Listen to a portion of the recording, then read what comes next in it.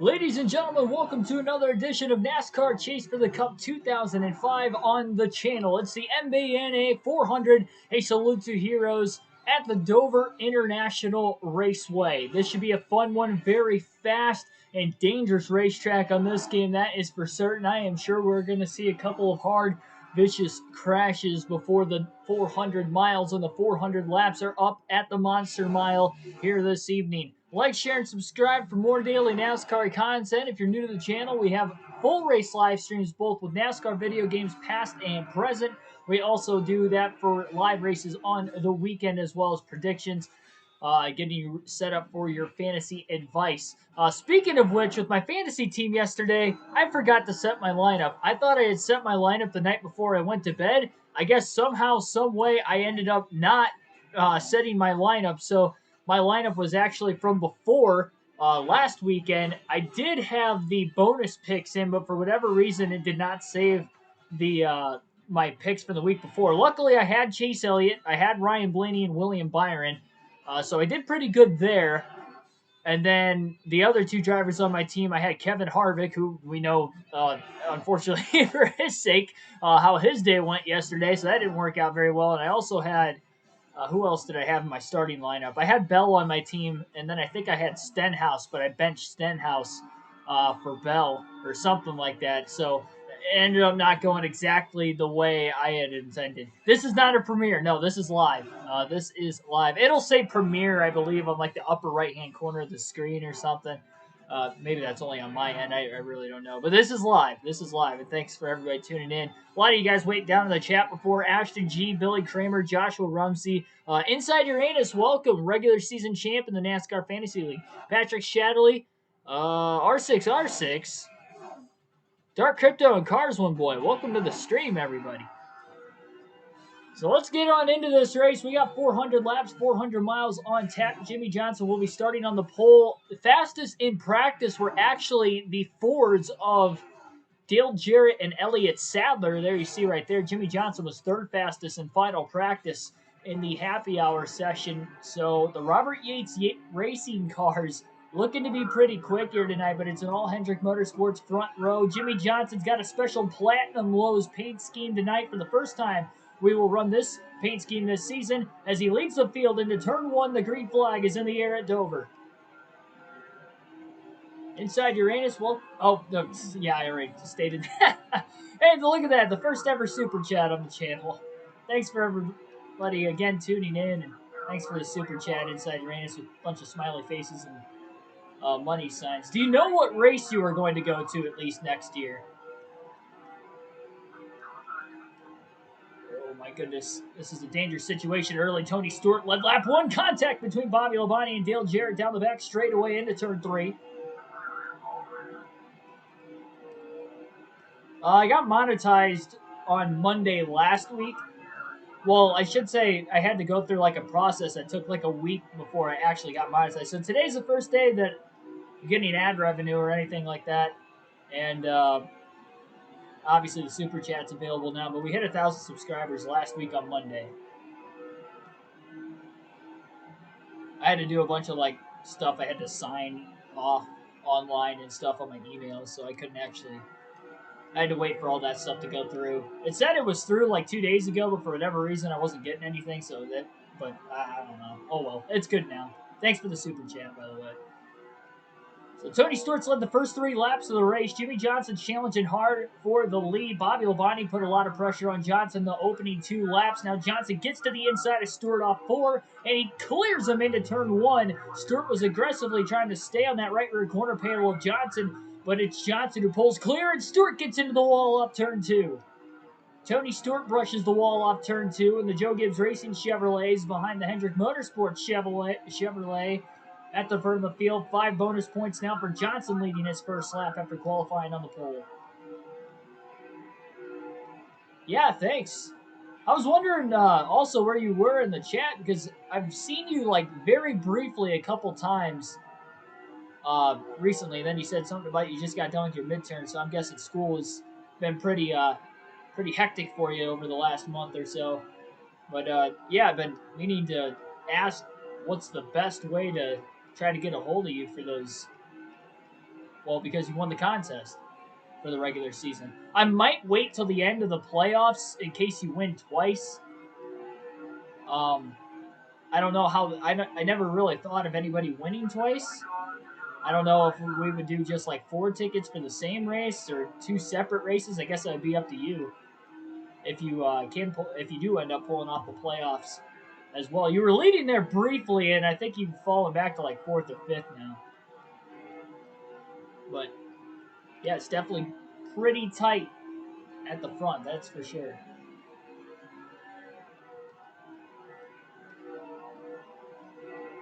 Jimmy Johnson leading the way. Tony Stewart second. Bobby Labonte third. Not sure exactly where Jeff Gordon fell after starting on the outside of the front row. Stewart did a great job getting to the lead on lap 1, and that 20 car definitely looks bad fast here early on today. He's putting a lot of pressure on Jimmy Johnson at the Monster Mile. Tony Stewart's going to wreck me. He's not a rival of mine anymore, thank goodness. For those of you that might have watched the Martinsville premiere that we had a few weeks ago when I was at Bristol, Tony Stewart had tried to wreck me on multiple occasions after I had accidentally pushed him into the tire barrier earlier in the race. And he attempted and actually succeeded to wreck me once. And then at the checkered flag, we were coming off turn 4, made a move to the inside. He pinched me into the wall on the front stretch to win the race. That was one of Tony Stewart's 2 wins so far this year. Johnson just coming off a win in the Coca-Cola 600. His 3rd win of the season. He also won the All-Star race as well. Johnson, an All-Star race winner. A Coke 600 winner. SRL Racing League channel, welcome to the stream. Guess what? What exactly? Tim Irvin, welcome to the stream as well. It's got PS4, NASCAR Heat 5, and Madden 22. Well, man, that's an early Christmas for you. I did not get Madden 22 this year. I have been playing a lot of Madden 06 this weekend, though. I'm not going to lie to you there. I've been having fun with it. I started franchise mode and did a fantasy draft last night after the Cup race. Played a couple games, and I played a couple games earlier today, too. So, a lot of fun right there. I just didn't want to get the new game with Madden this year. I haven't played Madden since I think 19 was the last one I had. But I'll end up I don't know, one of these years I'll get back into buying it. I almost bought it this year only because it might be the last year Rodgers is with the Packers. So I'm like, I know you can, I'm just saying for the franchise sake, because franchise mode is, my favorite part of the game. And if I can't get Rodgers on my team, that's going to kind of stink. But I guess it'll make it harder.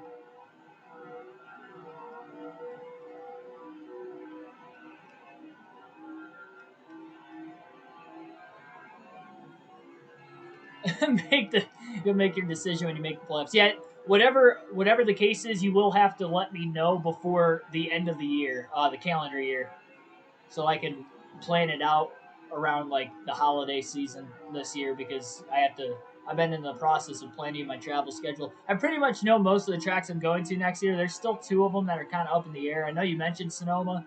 I would love to get out there. I mean, I haven't been to Sonoma yet, so that'd be pretty cool. But it's going to be interesting because I don't know about Auto Club yet. I really want to go, and I'm probably saying it's like a 70 or 80% chance I'm going, but it's not 100%. And then, and that's only because it's a week after Daytona. I was banking on Homestead being the second race of the year, and then they moved it into the playoffs, and I was like, oh no, or like they run at the Daytona Road Course again, second race of the season, and give me like a week or two to, try to figure it out, or an extra week or two. I don't have that kind of time, so we'll see.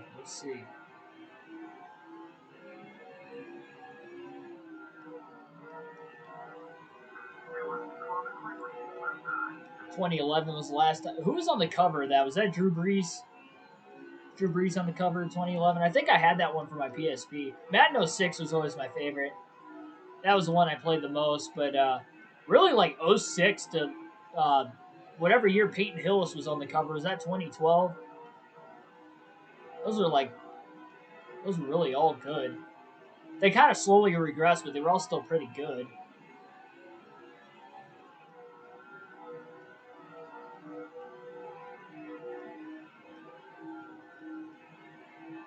Whatever year they had Odell Beckham Jr. on the cover really is when, like, it, in my opinion, got bad when you, like, would jump for a ball randomly and you could just make a one-handed catch like nothing, like Odell. Because it was the year after he made that spectacular catch against the was it the Cowboys? I know it was a Sunday night football game. He caught it with like 3 fingers while getting held to the ground. But it was the year after that, and then he ended up on the cover, and like it was just the game just got way too easy, and now over the last couple of years, obviously I've seen a lot of glitches with the game and stuff, both playing it, and not playing it. I mean, you think NASCAR Heat 5 is bad with the glitches? Madden's like right up there. The difference is EA Sports is a way bigger company than Motorsport Games.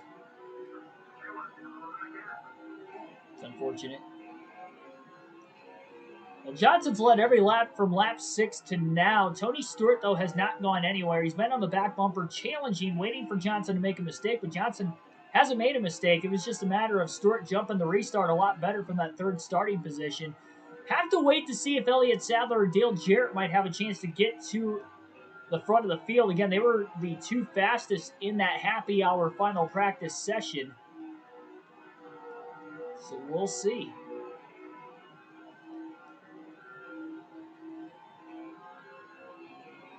Yeah, I don't know who the Plow V3 is exactly.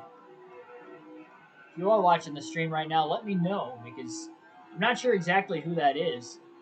Must be one of the newer subscribers of the channel.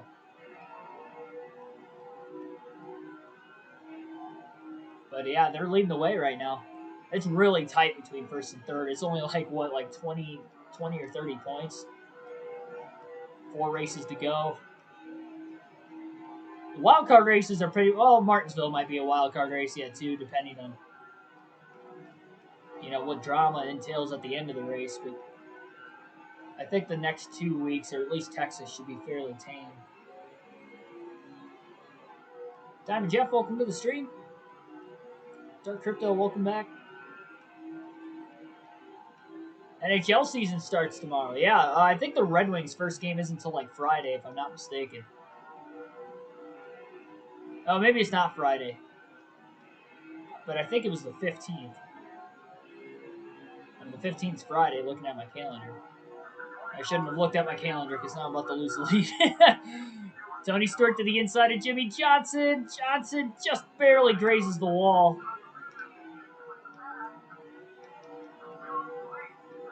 And Tony Stewart will get to the lead after the only mistake really Johnson has made so far today.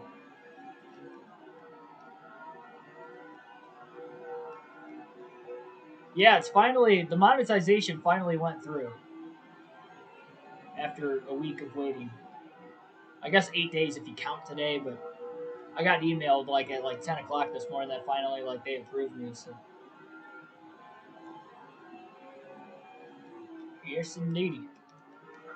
Oh man, Stewart tried to crowd Johnson. Johnson stuck to the inside. There's a little bit of contact off the exit of turn 4 as Johnson forces his way clear.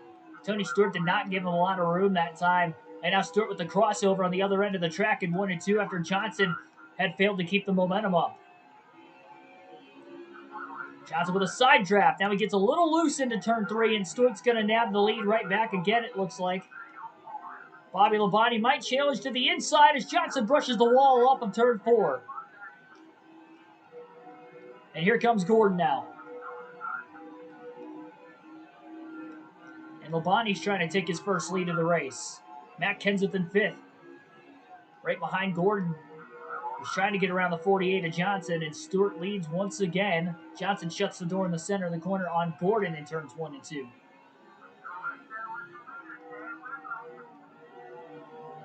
Harvick did make himself look bad. I mean, it was laughable, though, too. I couldn't believe he even turned Chase again. I thought the rivalry was over. I was telling my dad that it was over, too, and then when he dumped Chase, and him being a Chase fan, he's like, I thought you said it was over. I was like, I thought it was. I figured it was in the past.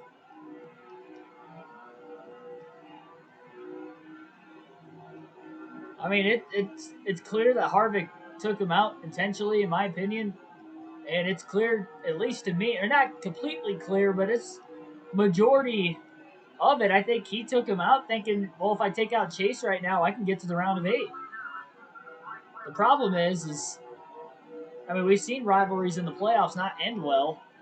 You know, for the driver that tries to initiate the rivalry or prolong the rivalry, yeah, they may survive an extra round, but they're not going to go to the championship 4. I mean, Elliott was, if he was going to pay Harvick back, whether it was yesterday or whether it was going to be at Martinsville in a few weeks or on a restart, maybe cutting his tire down to Kansas or Texas, something. You know, he was going to do something at some point in time.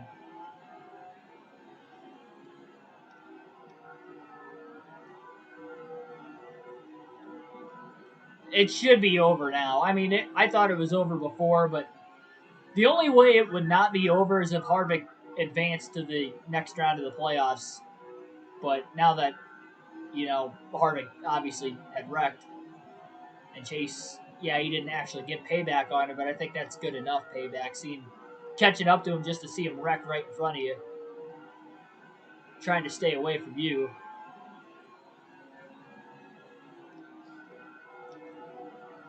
Well, Bonnie looks really strong now all of a sudden as this run gets longer and longer as he challenges Tony Stewart for the lead. It's kind of holding up Jimmy Johnson from behind as the top 3 cars are pulling away.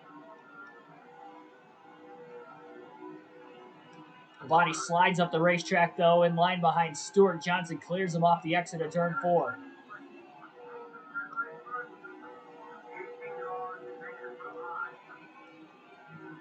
Johnson get around Stewart. He gets underneath him off turn 2.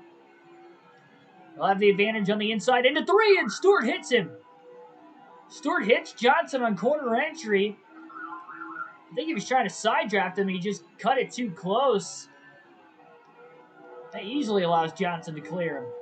Big mistake by Stewart.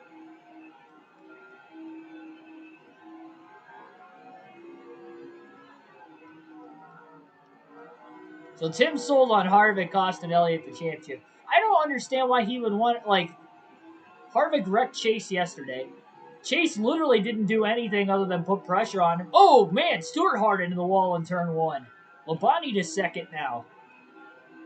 Stewart overdrove the corner, and he cracked the wall pretty hard. That's the second time he's gotten into the wall today. First on corner entry into 1 there, and he got the wall off turn 2 a little bit earlier in the race, when Johnson had passed him for the lead the first time on lap 6. Ethan, welcome to the stream. But yeah, I mean, Harvick, like, Chase literally didn't do anything to him, and Harvick dumped him. And then Chase got close to him, but he never actually touched him. I mean, he was probably going to, but he never actually, like, touched him. So, I mean, in the end, Chase did absolutely nothing wrong yesterday. Yesterday. I'm not talking about Bristol. I'm talking about, like, yesterday. He didn't do anything. That was all Harvick yesterday, and then he ended up hurting himself in the end anyway. So I don't see why Harvick would need to get him again. I mean, that would make the situation, you know, Harvick 3, Elliott 1. And as far as like initiating contact, it would make Harvick 3, Elliott 1.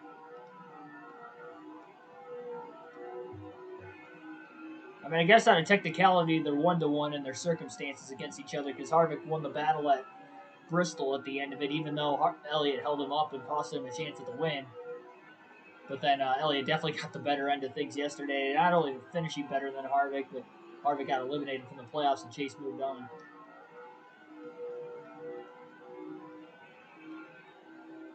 Stewart got back by Labonte a couple laps ago, and he's back to putting the pressure again on Jimmy Johnson. And Stewart hard on the wall again in turn 1. That is the second time he has hit the wall, and Labonte will get back around him in 1 and 2.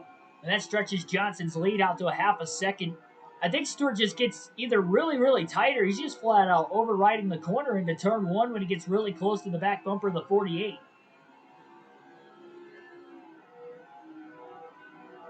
Those are 2 hard licks, too. It's a very fast racetrack. You don't see speeds really get below 150 miles an hour a whole lot here. See that time in turn 3, about 146, and then he'll pedal it back into turn 1. We'll see what the speedometer is going to read this time, about 172. Michael Turner, welcome to the stream. Oops.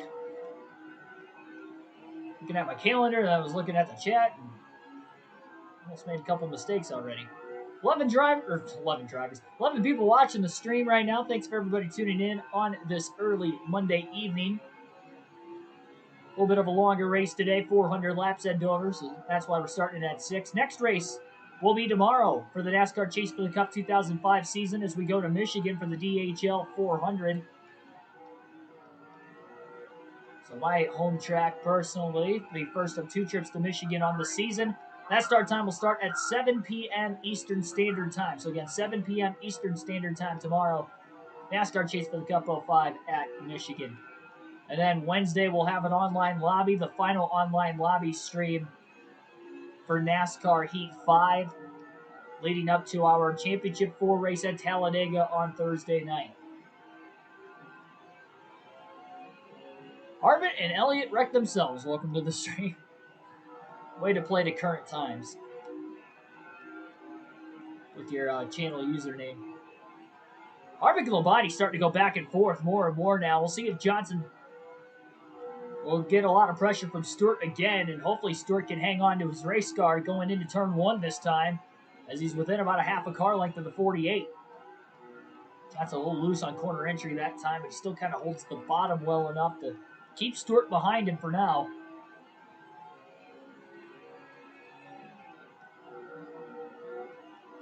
Stewart is right there, but he kind of drifts up the track and he gets tight again, almost gets into the wall off turn 4.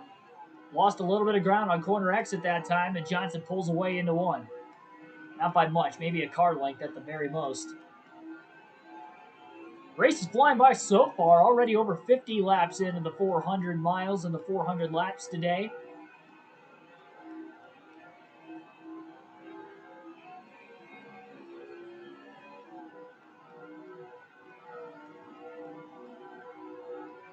Yeah, we only got 2 weeks till NASCAR 21 ignition.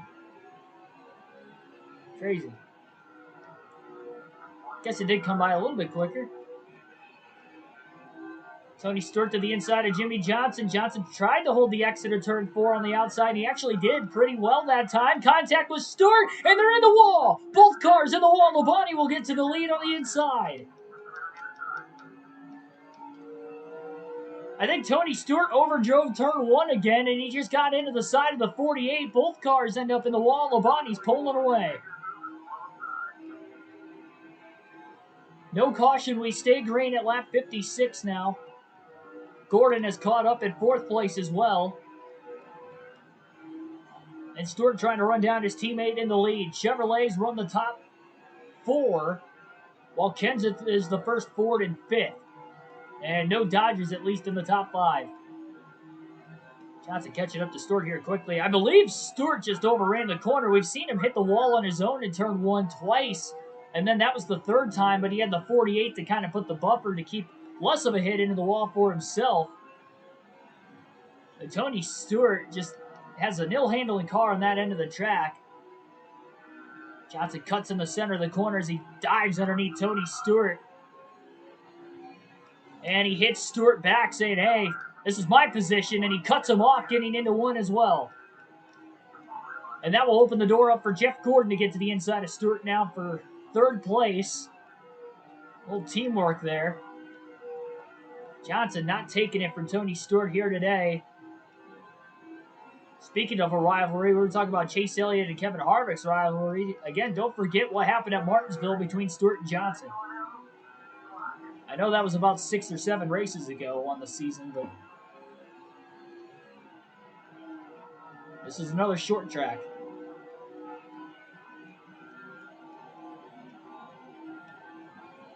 Yeah, initially when Byron missed the backstretch chicane and had the contact from Reddick, I thought Larson made the contact with him on the inside when it first happened. I was like, oh my gosh, he just got into his teammate. And that wasn't the case when they showed the replay. But in the heat of the moment, I thought Larson got into him because Reddick and Larson were side by side right on the back bumper of the 24. But yeah, Hamlin had old tires at that point. I kind of figured he wasn't going to hold on, so it was a good battle at that point to see which one of those three were going to be the first to get to Denny. They were battling each other so much that Denny was actually pulling them a tad bit. Johnson going for the lead in turn 3. Blows past Bobby Labonte. All clear now. Still no lap traffic yet. And Labonte gets a really good drive off Ford. Johnson a little loose there on the bottom. Labonte enters really wide. He arcs the corner off into 1 and 2. Johnson holds on to the lead, though. So we've already seen 3 different leaders. Bobby Labonte, that is, Jimmy Johnson, and Tony Stewart. It's been a Chevy-dominated season, and we have Chevys 1 through 4 for the early going of the race today. And 3 of the top 4 drivers have won 2 or more races. Johnson with 3 wins, Gordon with 2, and Stewart with 2.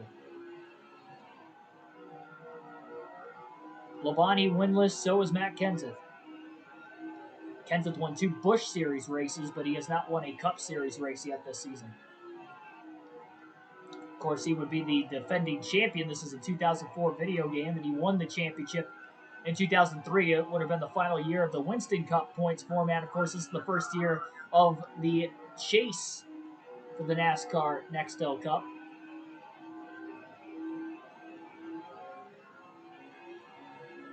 Johnson's definitely getting a lot looser on corner exit, it seems like, as this run carries forward. Can't tell if Jeff Gordon was able to get around Stewart or not, but they are nose to tail. I just can't tell which car is in front, which car is the one in the back.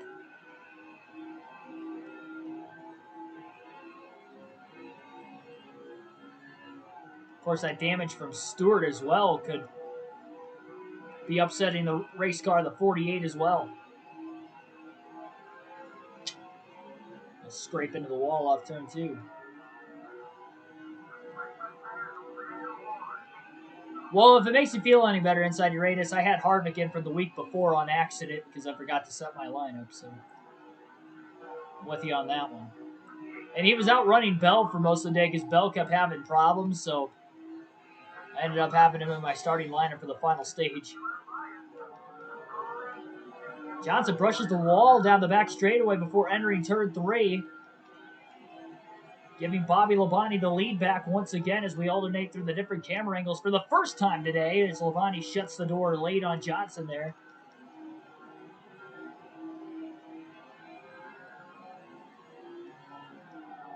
Johnson's really struggling with the handling of his car right now.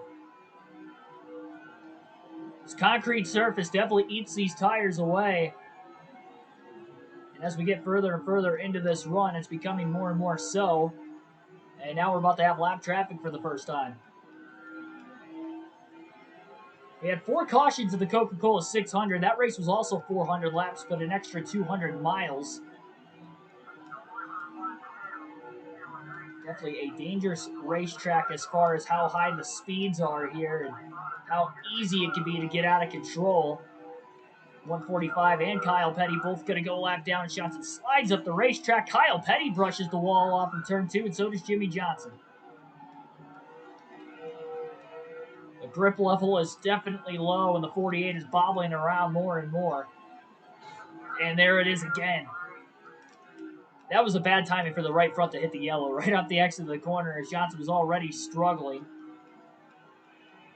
And again, he brushes the wall. Mark Martin running at the back of the field, not having a solid run despite having good runs on the short tracks earlier in the season. Johnson can't wait to get fresh tires on his car, though. Bonnie really arcs the corners off a lot more than the 48. One of these times, Johnson may be able to get underneath him.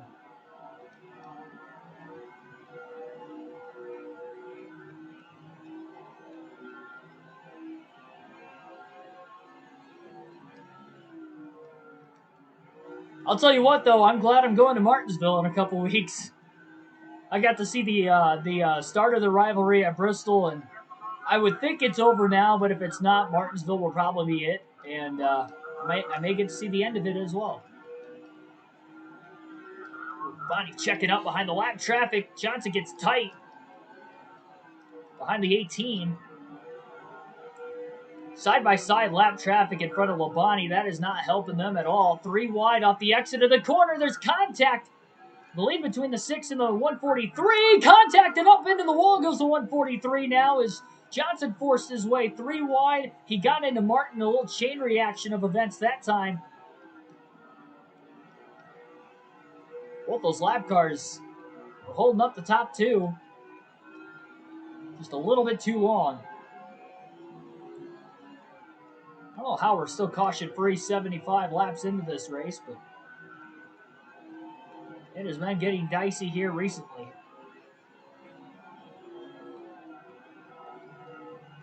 Johnson with a run to the high side. He hasn't really ran that lane very well. Cuts it down to the bottom in the center of the corner, and he will get underneath Bobby Labonte, it looks like, into turn 3. And a nice clean pass. It all started with the exit of turn 2, him getting that run. There we go. Now we got Paul Menard in front of us, so time down in the chat to get hard for Menard.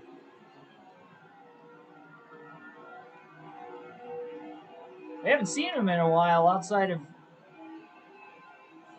this game. Johnson gets in the wall again off turn 4.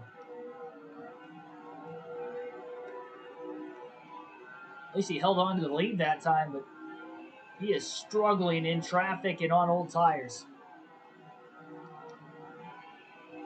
Not going to get out of traffic until we get another caution, and if he's in the lead on the restart as well, but he can at least get fresh tires here fairly soon, I'd have to imagine.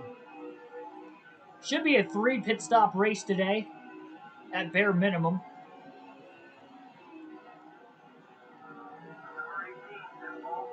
We have had 2 caution-free races so far this season.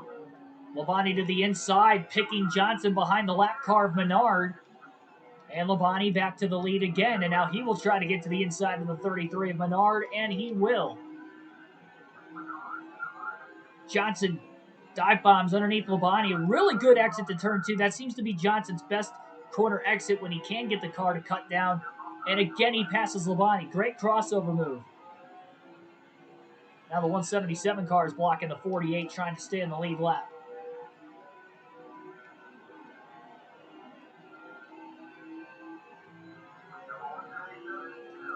Yeah, I was expecting there to be punches thrown at the end of the race yesterday if Elliott never got back to Harvick, but I guess we ended up not having an altercation after the race again. There were nearly punches thrown at Bristol. I don't think they would have gotten away with it yesterday if Harvick didn't end the race the way he did towards the end.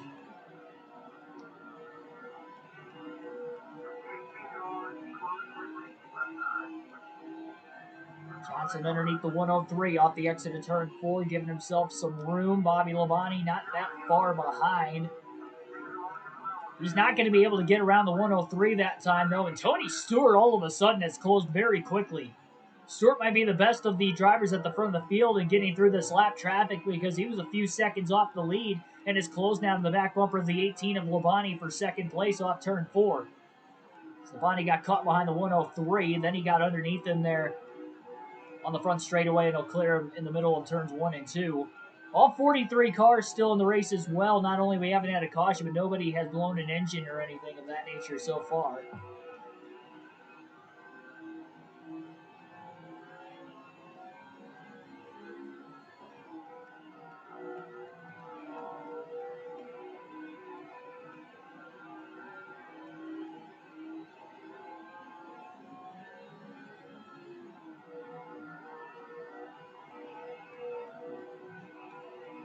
Stewart losing ground behind the 103. He got through every lap car so perfectly until the 103 came about. He was all over Labonte. That is no longer the case. Johnson still got about 0.4 of a second on the 18, but look at the lap traffic in front of him right now. You got Johnny Sauter, Scott Wimmer, 2 rookies, and then you got Ricky Craven up the way as well. 2 more cars in front of Craven in the 32.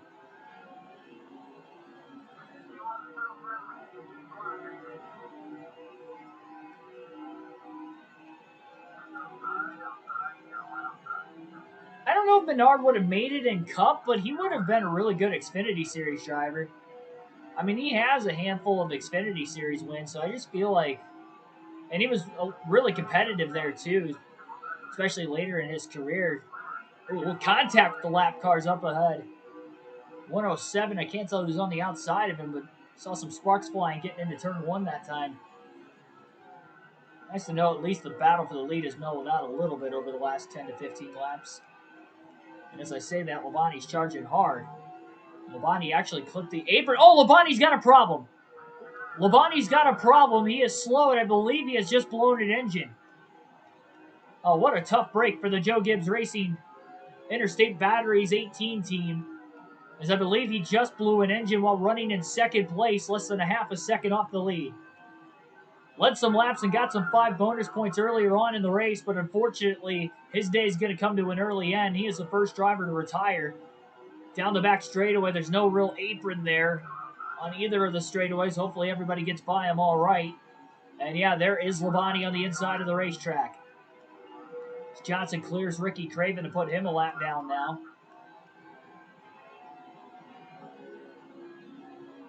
That is a tough break for Bobby Labonte. F in the chat for Labonte. That was a terrible spot to be. I mean, it's so early in the race, too, so he's the first one out. He's not going to get a lot of points. And we're in the second half of the regular season, ladies and gentlemen.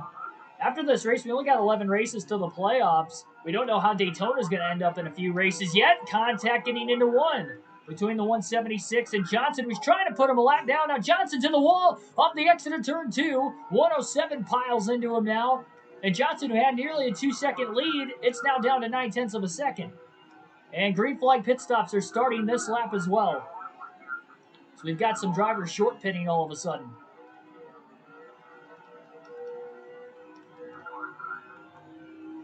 .107 car trying to cross back over on Johnson. He's lost a little bit of momentum. Jimmy into the wall into 3, and the 107 will get back by. I guess the 107 was down to the bottom because he was coming to pit road that time. Johnson's going to stay out as long as possible in case we get some cautions. A couple races ago, we had not one but 2 cautions in the middle of green flag pit stops, which helped Johnson win the race by over a lap. So that was, or by 1 lap, I should say. That was at Richmond. 2 points races ago, I should say. But that was at Richmond right before the All-Star break. Name every NASCAR champion from 2021 down. Oh, jeez. And again, I hit the wall after reading the comment section. What is that, the second or third time? Oh, we got a car on the wall. Turns 3 and 4.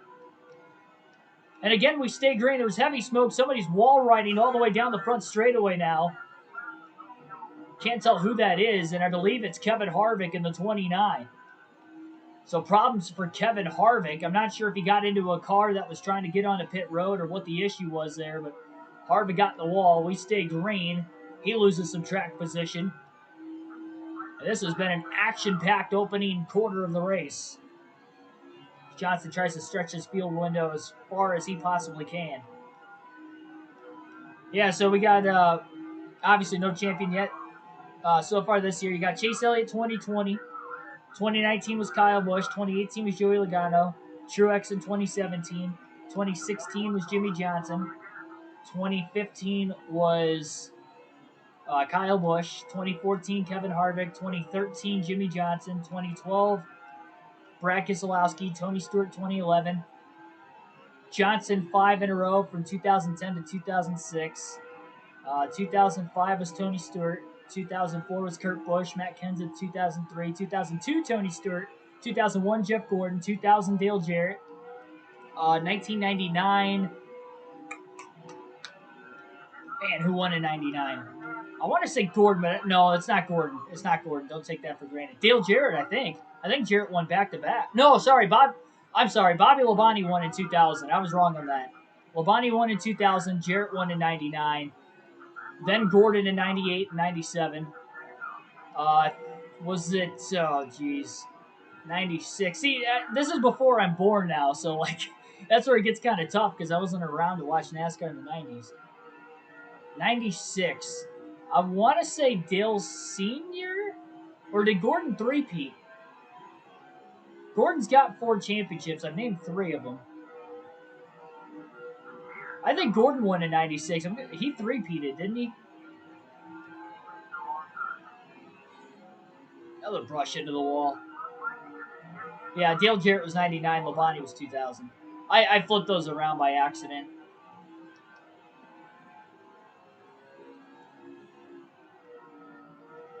Terry was 96. Okay. Yeah, I was wrong on that. So then Gordon was 95 then. I know Gordon had... So Terry was 96. Gordon was 95. Dale Sr.'s final championship, I know, was 94. 93, I believe, was Dale Sr. as well. Alan Kulwicki in 92. I don't know really from 91 on back. I couldn't tell you. It's that at that point it's a blur in the top of my head right now. I did the best I could. I went about 25 years and then I got stuck and got 96 wrong. And then I knew the couple before 96, but after that I couldn't tell you without looking it up. Oh jeez. Loose off turn 4 again. Over 100 laps on these tires for Johnson. He's got a lap on the field because everybody else has pitted except for the 48. Who, again, is just trying to take this run as long as he can. Now, the problem with this is he's likely going to lose the lead when he makes his stop. He'll stay out one more lap and pit at lap 105. So Johnson will pit at lap 105. Got to be careful here. I practiced getting to pit road in that happy hour session twice, and the second time I was caught speeding. So Jimmy definitely has to make sure he doesn't do it here. It's a very tough pit road to get onto at Dover, one of the toughest in NASCAR. And he's going to kind of back it off a little bit easier to keep from speeding. Probably could have taken it a little bit more aggressively, but he wanted to play it safe. Going to tighten the car up a half a round. That is going to be the only adjustment right now for the 48 under their first stop of the day under green. Senior was 90 and 91. Gotcha. Bill Elliott, 89. Forgot Rusty Wallace was a champion. Yeah, Rusty won 1 championship. That wasn't an 89, though. I thought that was 80. Oh, geez. Maybe it was 89. I don't know. Bill Elliott only won 1 championship, too.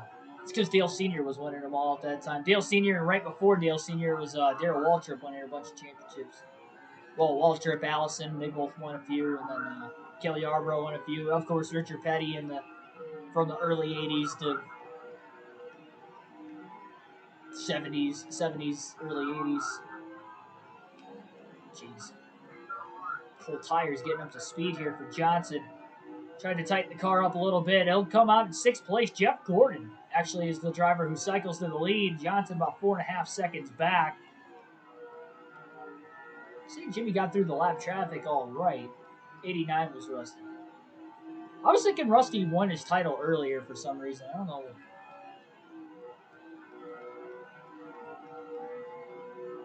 I haven't looked at like the list of champions in a long time, so I feel like I could have went further if you would have asked me that question a little while, like a few months ago, but you caught me off guard today with it. I did my best, though. I saw a video on YouTube over the last couple days that Sebastian Vettel literally named every F1 champ in a row for, like, from last season to its existence over 70 years. That's insane. Especially for a driver to do that, because I feel like drivers don't really pay attention to statistics that much, but Seb knows what he's doing. He knows his F1. I thought that was pretty cool. Johnson to the inside of Dale Jr., 4th position. That's another Chevy up here in the top 5, no longer in the top 5. All these lap cars on the outside, Johnson ripping around. Now, he does have about 15 lap fresher tires than all these lead lap cars in front of him, and lap cars, I guess, at that as well, and that is why he has quickly gotten to 4th and why he's quickly under 3 seconds off the lead on his teammate Jeff Gordon. Gordon had the fastest car in the All-Star race, had the fastest car in the Coke 600, was not able to win either of those races, actually finished 5th in the All-Star race and 8th in the Coke 600. We had late race restart in both of those. Of course, the All-Star race because of the segments layout, but then the Coke 600, we had a late caution. And a restart that really derailed Gordon. So he's looking for redemption today. These are the first laps he has led so far. He led the most laps in the Coke 600. 30 to 40 laps more than Johnson. Johnson only led 4 laps more than Gordon in the All-Star race. That was only 90 laps.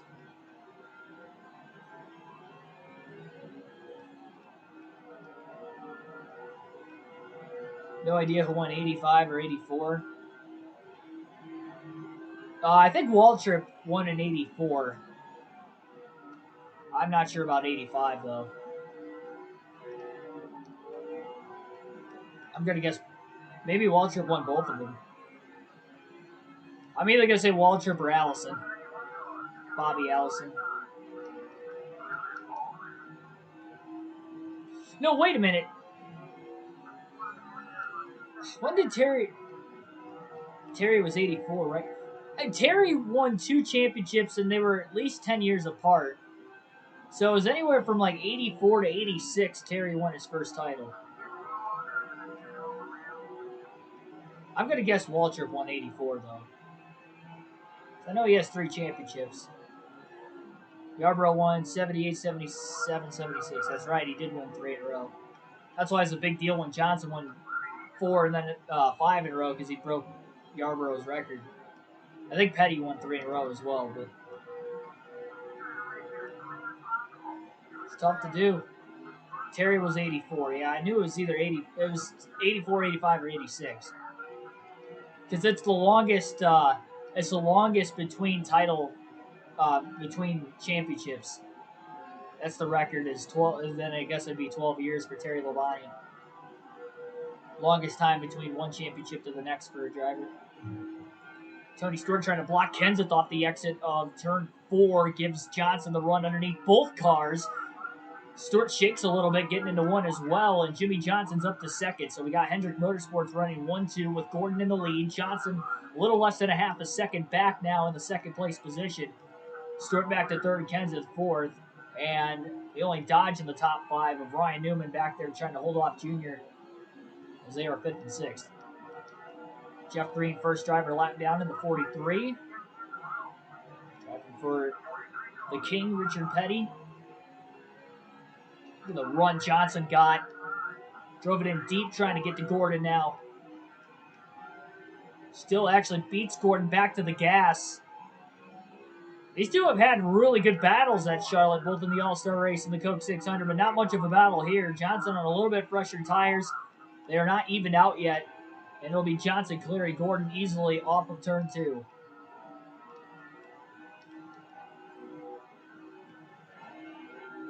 Oh boy, that was a big moment. Johnson had to lift, and Gordon back to the lead again.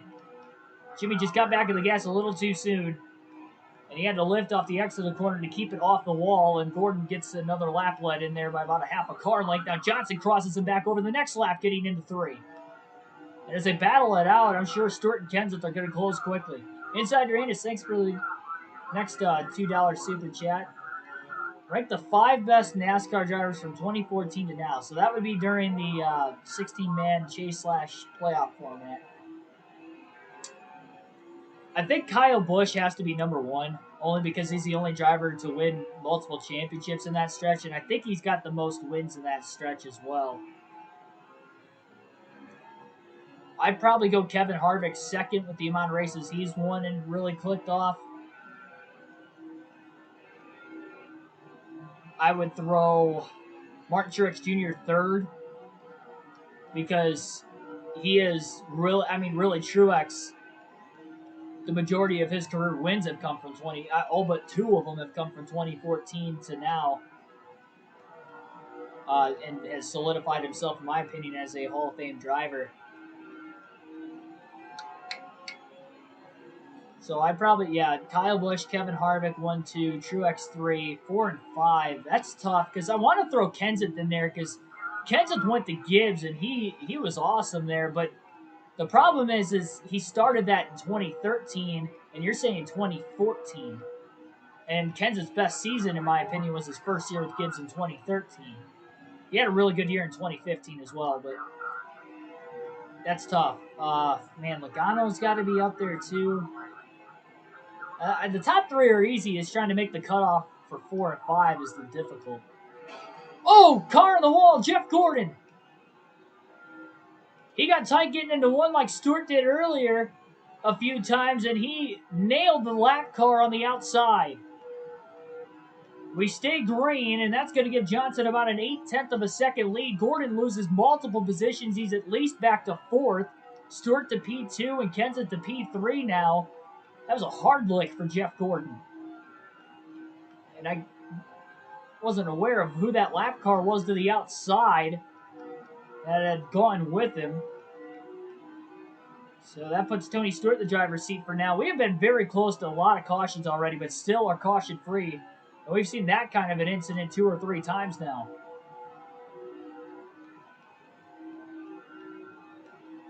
I feel like Logano and Kenseth, Hamlin's up there too. You know what? I got to have Hamlin in the top 5 only because of the Daytona 500 wins.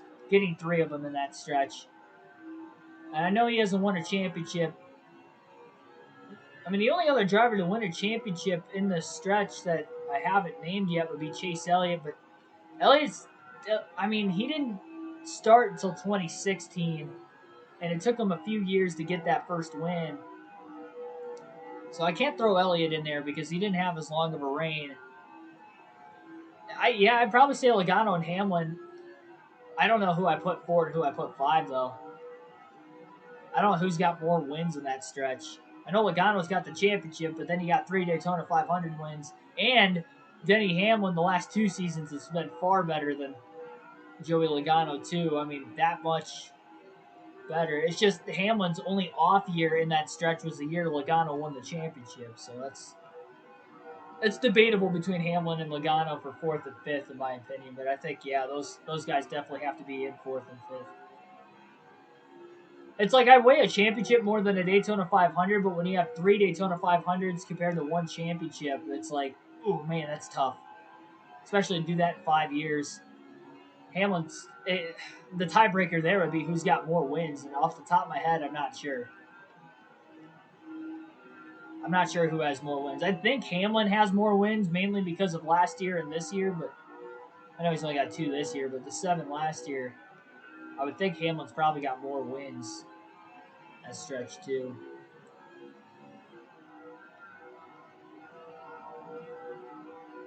See, Brad Keselowski, he's not that far off either. He just doesn't. His championship was before the 60-man playoff, but he's a guy that won like 3 or 4 wins in a row for like 6 years straight. The problem with Keselowski, he's only made it to the championship 4 once since 2014, and that would have been last season. So I don't want to put Keselowski in the top 5 only for that reason. But as far as the wins go, he's an honorable mention. Quinn Half, number 1. 1965 was so long ago, yeah. I think that's when my grandpa was born. No, not my grandpa. No, he was born before that. What am I thinking? He'd be pretty young if he was born in 65. That's a false statement. I think he was born in 55. That probably makes a little more sense. Not 65. By definition, he is a boomer.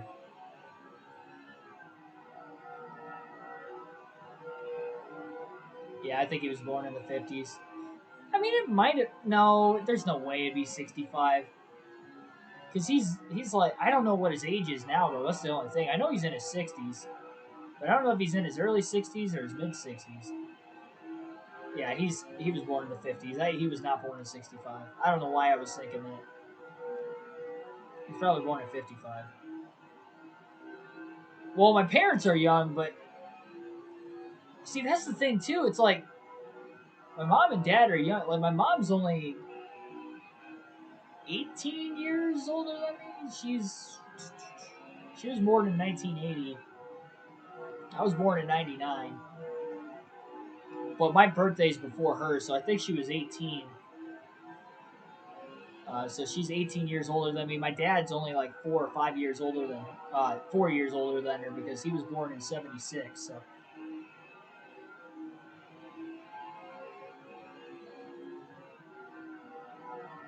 So my parents are pretty young, and I think my grandpa's only like 20 years older than my dad, if I'm not mistaken, because he's pretty young compared to my dad as well. So I've got a pretty young family.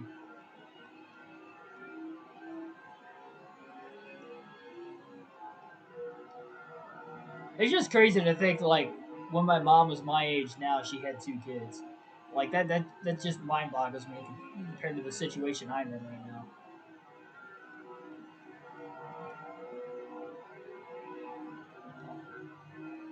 We were born in '84.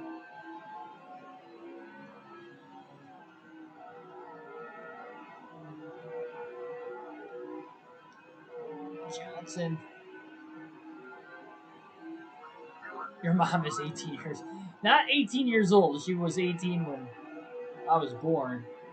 No, yeah, I'm older than my mom. That makes perfect sense.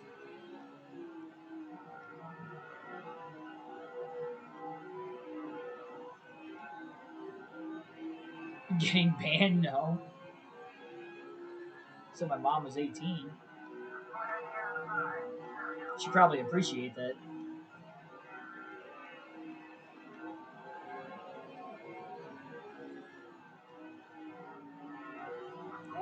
So Matt Kenseth has jumped up to a race high second place position, getting around Tony Stewart about a lap and a half to 2 laps ago as Johnson continues to lead through the lap traffic. His lead has gone away though. And Matt Kenseth all of a sudden is trying to put pressure on Jimmy to take the lead for the first time for himself here today. Again, we've had 2 caution-free races so far this season. I don't think this will be one, especially with the way things have gone so far. It has been a little chaotic at times. Kenseth gets really tight. Now Kenseth gets into the wall.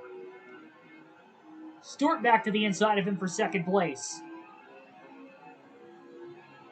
I don't know. It's just so hard to tell if somebody's just overdriving the corner, and I'd like to think that they're overdriving it because Stewart was underneath me once and he overdrove it. There's no way he got tight because there wasn't even a car in front of us when that happened. But then we've seen cars hit the wall when they've been right in line behind the 48 on the inside. And yeah, there is still dirty air with these Gen 4 cars, but it's not as bad as what it is with the Gen 6 cars.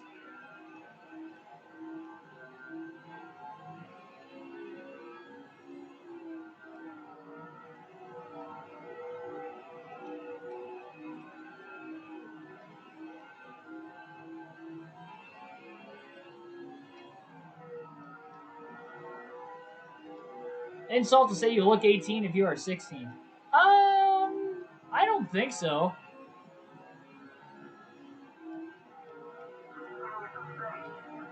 I don't. I feel like it's when you start getting into like your mid to late 20s and you start like guessing somebody's age and you guess older than what they actually are. I think that's when it starts to become a problem. But before that, I don't think it really matters if you're only a couple of years off. I don't think people really take that. I actually think that people when they're 16 would generally like to think that they would want to look older because I feel like it kind of shows maturity too.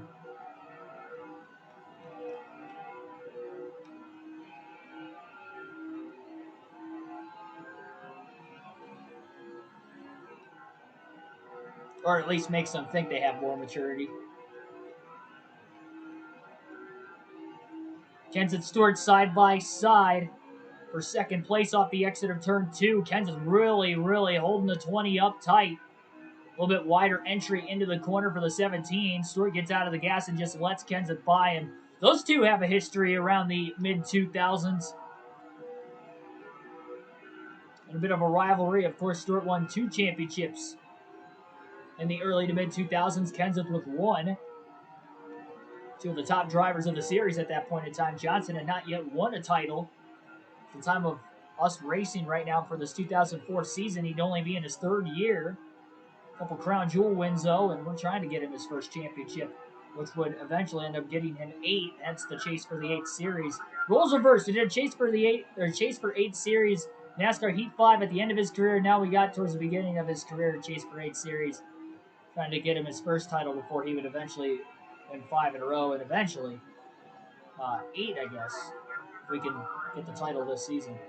The classic game playthroughs, though, were with the Cup Series at least, we're 0 for 2. Thunder 04, we never won a championship, unfortunately, but we did win a Busch Truck and Modified Series championship in this game, but we aren't even the points leader. We have not led in the points through the first 13 races. Well, this is race 13, so maybe we'll lead after this one. I don't think so, though, because Kenseth is the points leader, and he's right there in second place. We're very close to him, but he's putting pressure on Johnson as he looks to the inside into 3. Jimmy gets a little sideways, and here comes Kenseth trying to clear off the exit of turn 4. He does. 5 bonus points for Matt Kenseth, leading his first lap of the race. That is now the 5th different leader of the race. Johnson, Gordon, Labonte, Stewart, Kenseth now have led in this race. Kenseth with a big block off the exit, that last corner. He was not clear when he pulled up on the 48.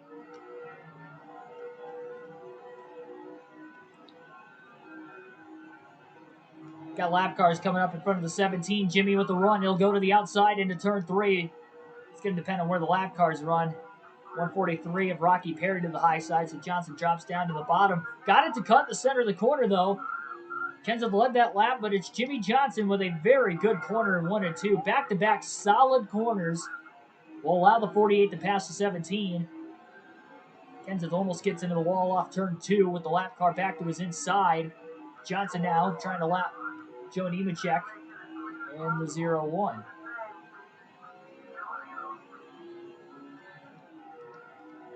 You know, one thing I've noticed, obviously, or haven't really noticed, I guess. So Joe Nemechek's nickname is Front Row Joe. And, you know, at the time of me remembering him watching racing, like, I don't remember him qualifying that well, because I really remember him from the 01 on. Like, I can't say I remember him driving the 25 at the time, which I think 2003 would have been the last year that he was with Hendrick. He was with him very briefly. So I guess my question to you guys down in the comment section, if somebody wants to look it up on Racing Reference or something, how many poles or front row starts does Joe Nemechek have in his career? Does he have a lot for him to get that nickname? Like, I don't think he was Ryan Newman levels of good in qualifying, but he had to have been really good in qualifying for him to get that nickname, you'd have to imagine. That was his career moniker.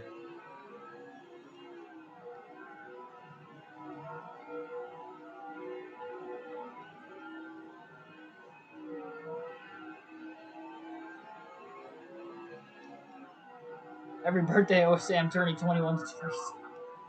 I should start doing that.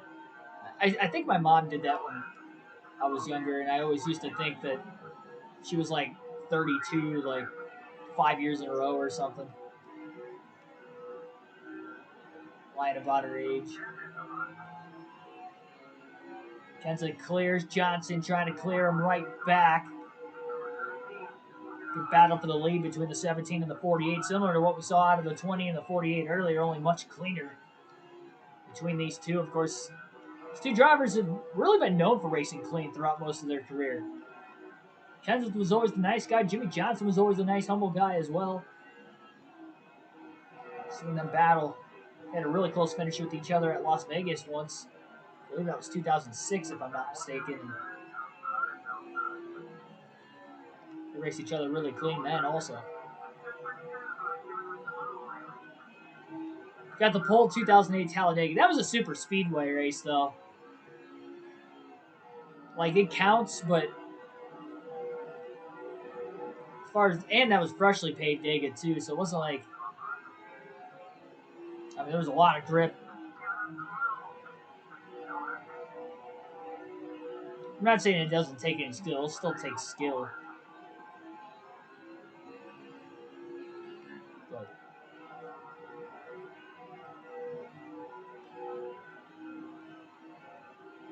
Yeah, he was in the 87 car then when he qualified on the pole, didn't he? I think I remember that too.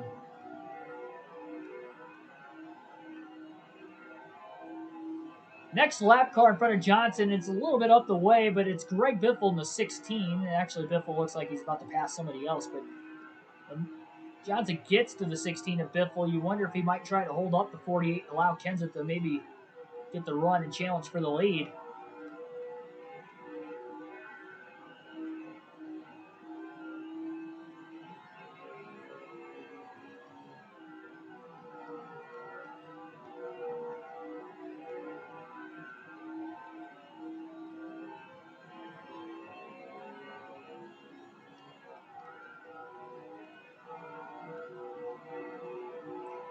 Then 44 and the 33 of Paul Menard. Two drivers. Last pole is 2008. Mainly start park, yeah. Joshua Rumsey, welcome back.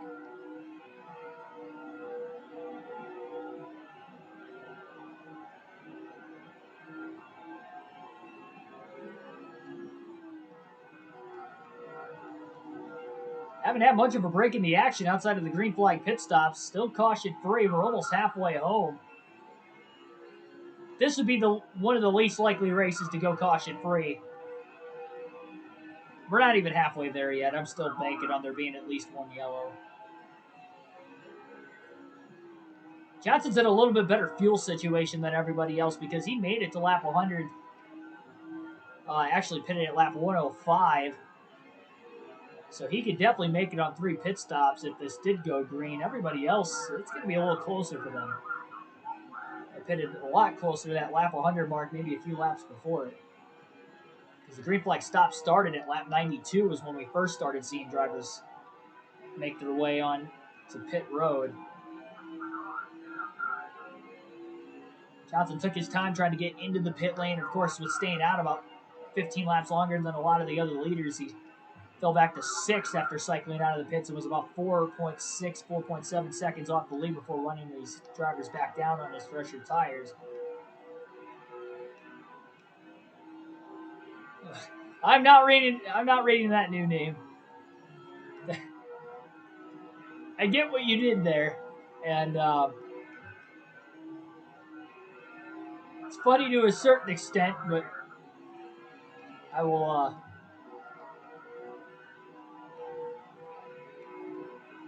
avoid from saying that username. My goodness. I'll give you props. Your last few names have not been, perverted at all until that one.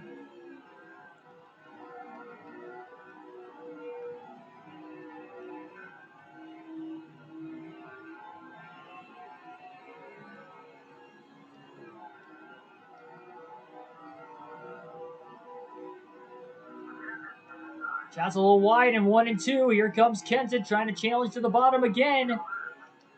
Into turn 3. Jimmy tried to pinch him down. Not enough. Kenseth not going to be able to clear, though, off turn 4. Johnson stays in the gas. Gets the run. Couldn't even tell who led that lap. I think Kenseth got him. And Matt Kenseth is clear off turn 2. Johnson trying to get the run back, though, down the back straightaway. He challenges back to the inside. Enters in really deep. Clears Kenseth right back. Kenseth almost got the wall off turn 4. Johnson is back out in front. Here comes Tony Stewart now. Later dive into the corner for the 48. Almost allowed the 17 to get back underneath him again. Since the first pit stop, Johnson's car has been a little bit better at the handling. I don't even think he's gotten into the wall since that pit stop. Remember, they put a half around a wedge in it to try and tighten it up because he was a little bit loose in the second half of that opening fuel run.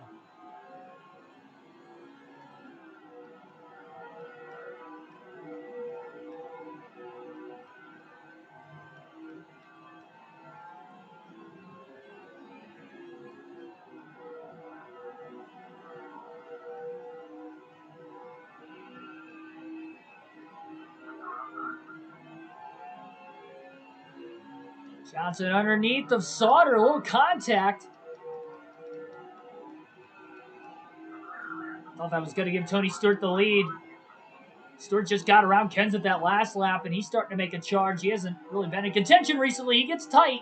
That time he kept it off the wall. He has gotten to the wall 2 or 3 times already today. Kenseth's still trying to get around the 30 of Sauter. I think the next classic car I'm going to get, if I see one again at Martinsville in a couple weeks, to add to my diecast collection, is going to be an AOL Johnny Sauter car. Earl Hall in the 176 just clipped the right rear of Johnson. Getting into turn 1, that was a dangerous spot to hit the 48. Jimmy did a good job trying to keep the car under control there. And I don't know what the 176 was doing. He just did not give Johnson a lot of room.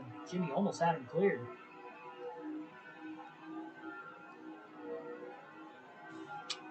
Now Johnson gets into the wall. Might have been the first time in a while. And here comes Tony Stewart. Jeff Gordon. I do remember laughing at that one, and it's only because it was so random. I forgot you used it, and then I remembered as he just brought it back up again. He is a dad. Isn't he like 50 years old now? Didn't he just turn 50 recently? Or maybe he's close to it. Maybe he's like 49. That's crazy.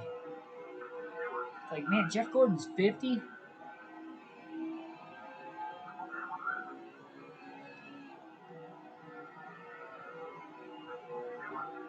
That makes me feel old.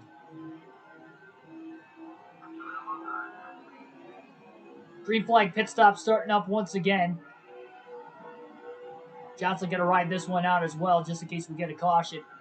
Been on the right side of it the last short track we were at Richmond. He had 2 cautions while he was still out on the track and had not yet made his pit stop. Trapped a lot of cars lapped down the first time. Second time, he was literally the last car to pit.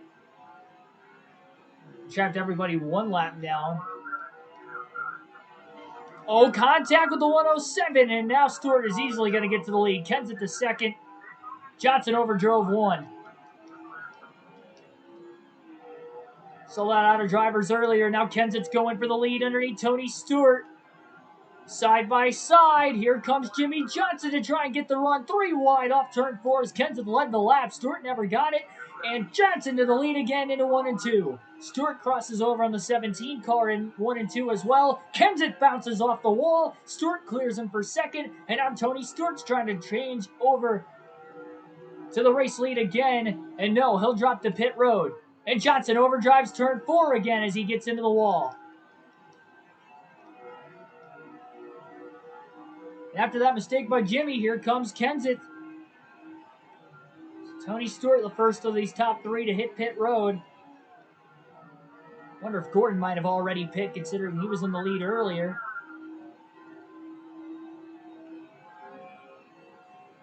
Tony Stewart's 52. Oh, he really is 50. Yeah, he is. That's crazy.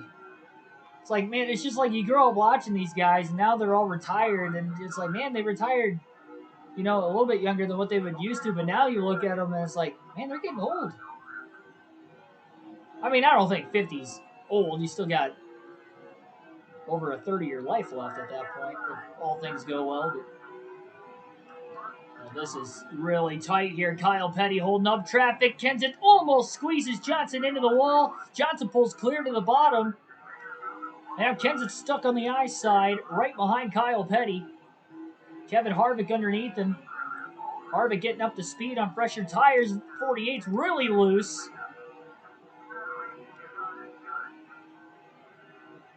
Love that red and silver paint scheme for Harvick.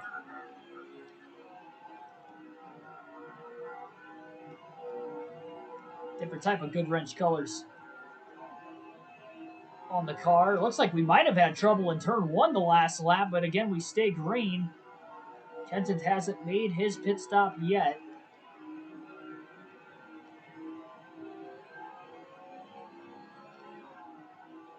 Closer to getting Social Security than what they are The year 2000.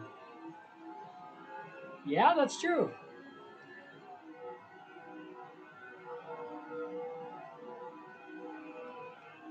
I mean, let's be honest. The money that those two have and have made in their careers, I don't think they really need Social Security. But I guess they'll take it if they have the option. Matt Kenseth finally drops to pit road at lap 193. Both the front tires are getting worn out now on the 48 of Jimmy Johnson as he continues to stay out on the racetrack at lap 194. So things are a little bit more calm, except in the fact that he will lose the lead. And everything cycles through. It's just a matter of who to. And that's if everything cycles through. Again, we could see a caution. We have not seen one yet today, but it's going to be the second to last pit stop if it does go green.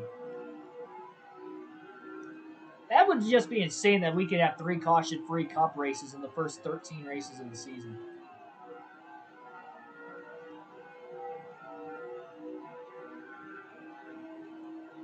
Number 20, Kyle Petty retired. I remember Kyle Petty racing in the 45 car.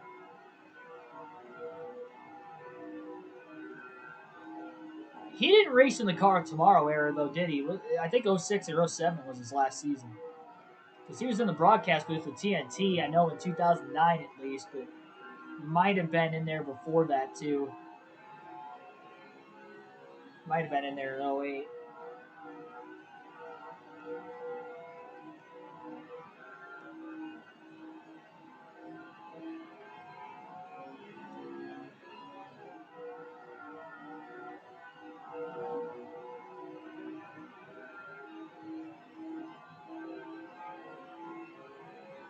Can't tell who just closed up on Harvick pretty quickly, but man, almost turned the 29 car, whoever that is. It might be Casey Kane.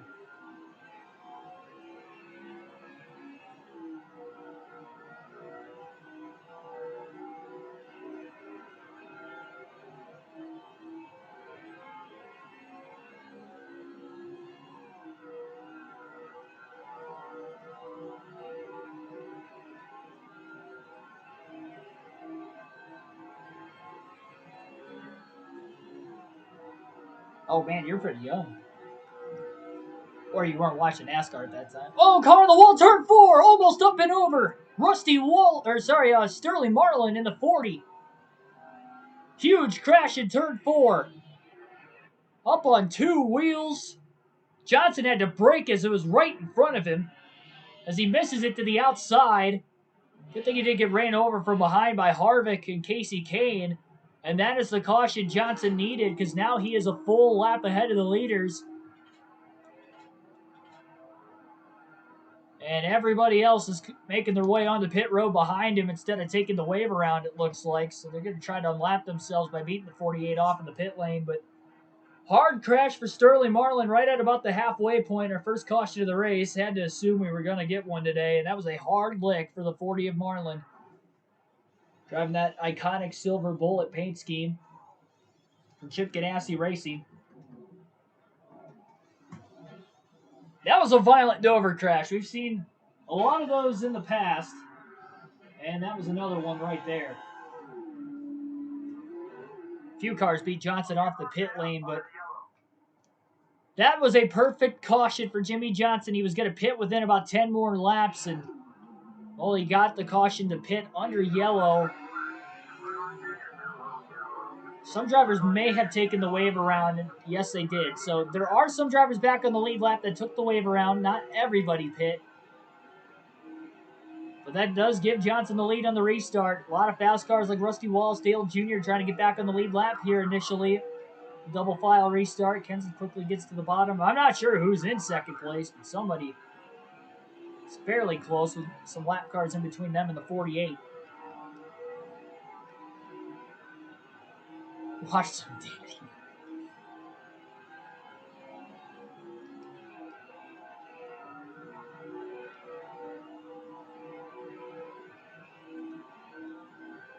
Kenseth's a lap down too, we know.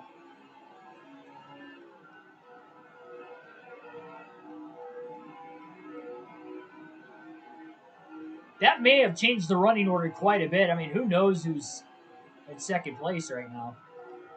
One thing I'm shocked. Also, we haven't seen Dale Jarrett or Elliott Sadler at all today. Like, I mean, that we haven't caught them in lap traffic, but we haven't seen them up in the top 5 at all, or at least top 6 at the very least. And those are the 2 fastest cars in that final practice happy hour session.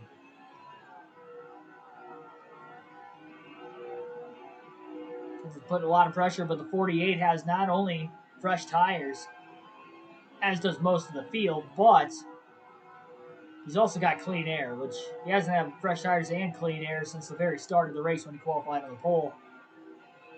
He took the lead away from Stewart on lap 6 rather. He 10th of a second lead here for Johnson, so this has definitely opened up the floodgates for him because now he's got a little bit fresher tires and the clean air than whoever the lead lap cars would be right now because those lead lap cars took the wave around. Just like Richmond, and it's becoming a trend on the short tracks this season where we get cautions in the middle of green flag pit stops. Another reason, again, why you typically don't want a short pit. And Johnson's only 1 pit stop out from the end of this race. He only has to pit 1 more time. We'll see how the cautions play out, of course.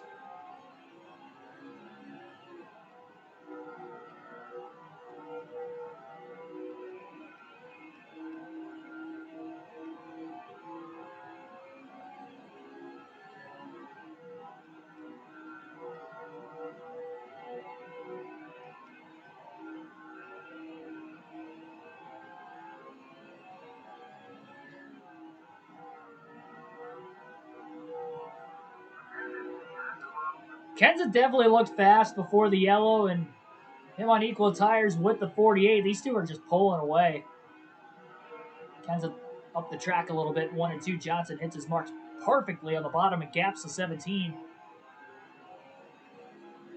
Just tuning in, we had our first caution of the race right at the halfway point. Sterling Marlin crashed hard off of turn 4, spinning sideways. Smacked the wall so hard that the car went up on 2 wheels on the left side of the race car before landing back on all 4 down to the bottom inside retaining wall on the front straightaway. Right in front of the race leader, Jimmy Johnson, at the time in the middle of green flag pit stops, trapping most of the field 1 lap down.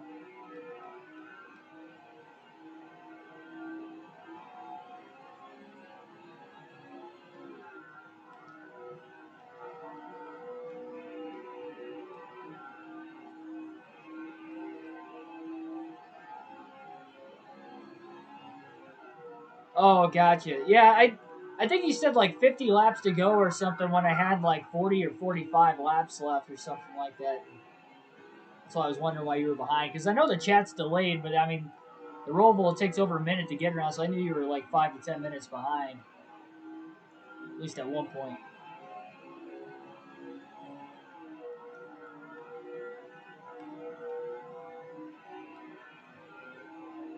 It's typically like a 30-second delay. So when we do like live commentary too, you know, there's a delay to my TV plus, you know, the delay for YouTube's purposes. So what I see when doing the live commentary is usually 30 seconds to a minute. Probably more like a minute because you got the YouTube delay too. It's about a minute off of what you guys are doing. So if it's at Bristol, it's like 4 laps behind. But if it's like Daytona, Talladega, it's about a lap and a half behind. So it just kind of depends. Road courses maybe on the same lap, but over half a lap off.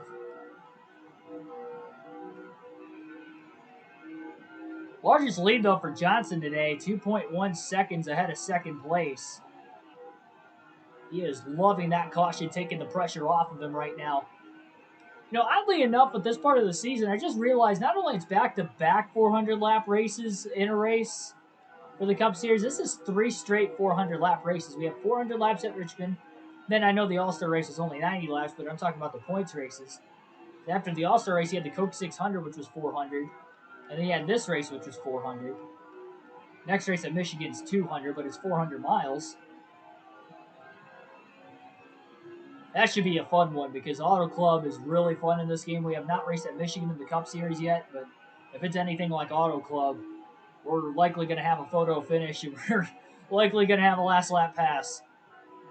The Busch Series, the Truck Series, the Cup Series were all really good contests at California. And we got 2 trips to Michigan coming up in the next 8 races, and one of them is the next race.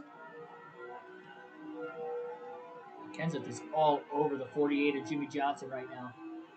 Can't get around him, and he gets a little tight off turn 4, a lot wider exit than what Johnson had, pitching his car a little bit lower.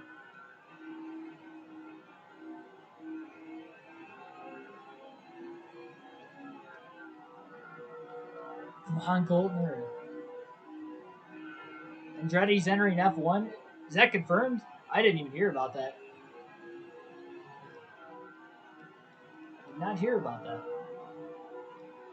That's pretty big. 2-car team, I'm guessing. I don't know what the rules are in F1, how many cars you can have. Is it 2 for 1 team? Welcome to the stream, by the way. Ray Howard.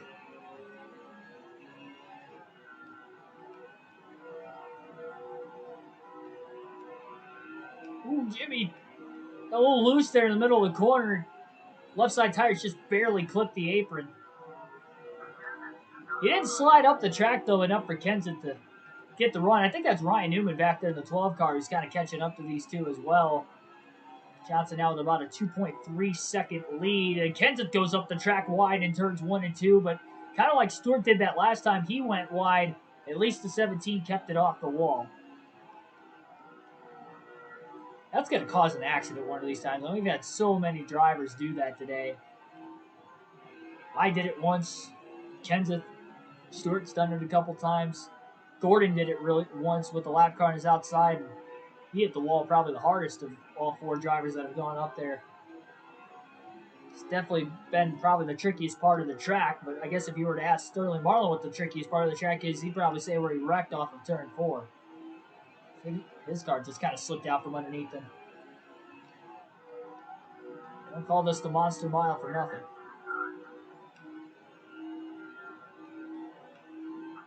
Monsters size crashes have happened here in the past.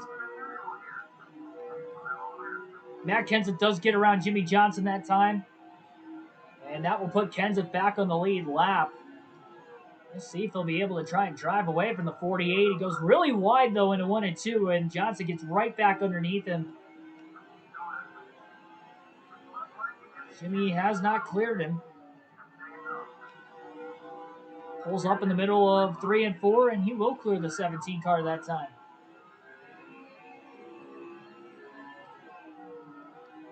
Gotta be careful going back and forth, though. It's going to allow some of these other lap cars to close in on the 48. As far as the lead lap cars, though, they're probably stuck in the lap cars on top of the fact that it may not be as fast as race cars that took the wave around.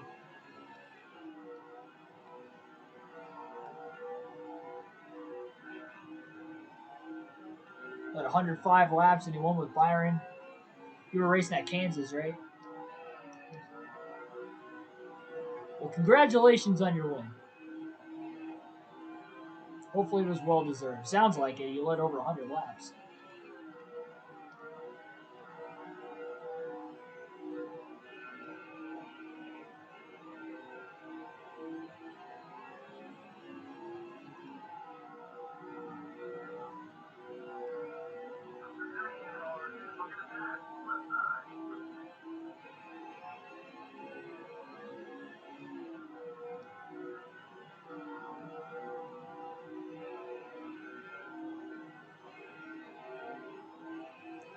Still got a ways until lap traffic's going to be caught again as well.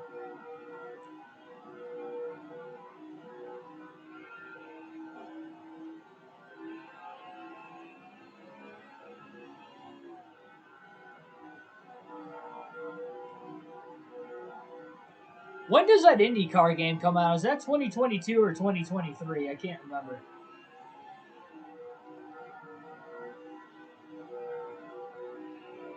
I definitely plan on getting that.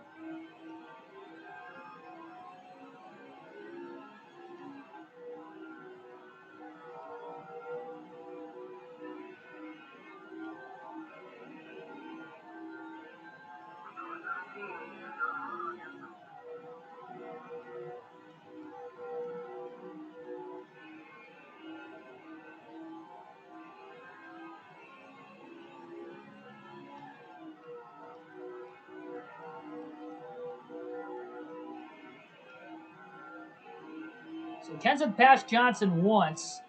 Johnson got right back around him.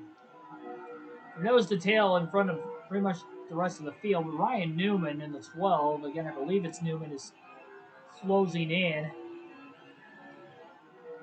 Newman has had top 5 speed. He was in 5th at the highest, what we saw him earlier in the race. I guess he was 4th before we passed him after the first set of pit stops today. Cycled through under green. Newman has not led a lap. He would like to get back on the lead lap if he can help it. Or at least battle Matt Kenseth for the free pass position, because remember, this is the first year that NASCAR started awarding the first driver a lap down to take the free pass under a caution. So Kenseth has had that for a little while now at the bare minimum if he can't get around the 48. Now, with single file restarts, what that would entail is that you would have to restart at the tail end of the longest line.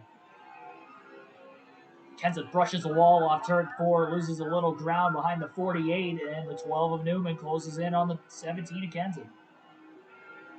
Seeing a Chevy, a Ford, and a Dodge towards the front right now, although Johnson's still got about a 2.8 second lead over second place as he starts to grow that out little by little.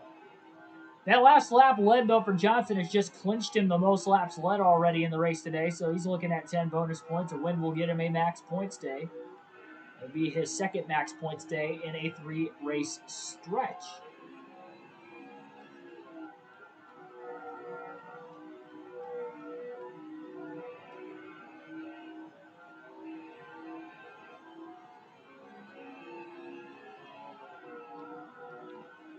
Kenseth jumps up the track again in the middle of 1 and 2. And Newman closes the gap some more.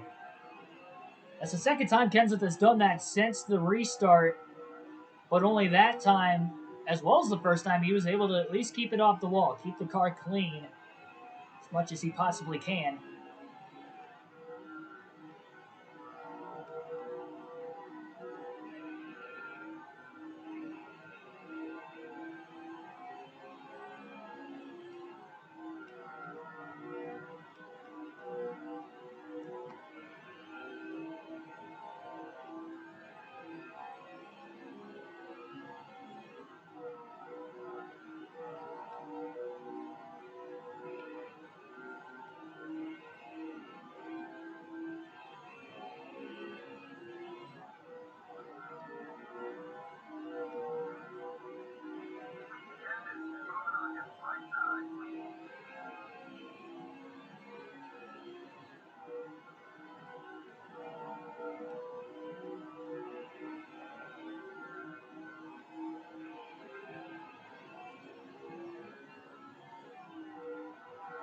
Kenseth drove it in deep into turn 3.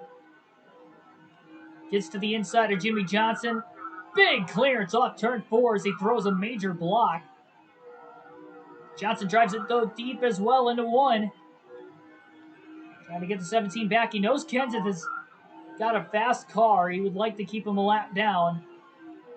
In case we get another caution, Johnson slides into 1 and 2. 3 and 4, rather. Up the track, he clears the 17. And as they battle, here comes Newman. Inching his way closer.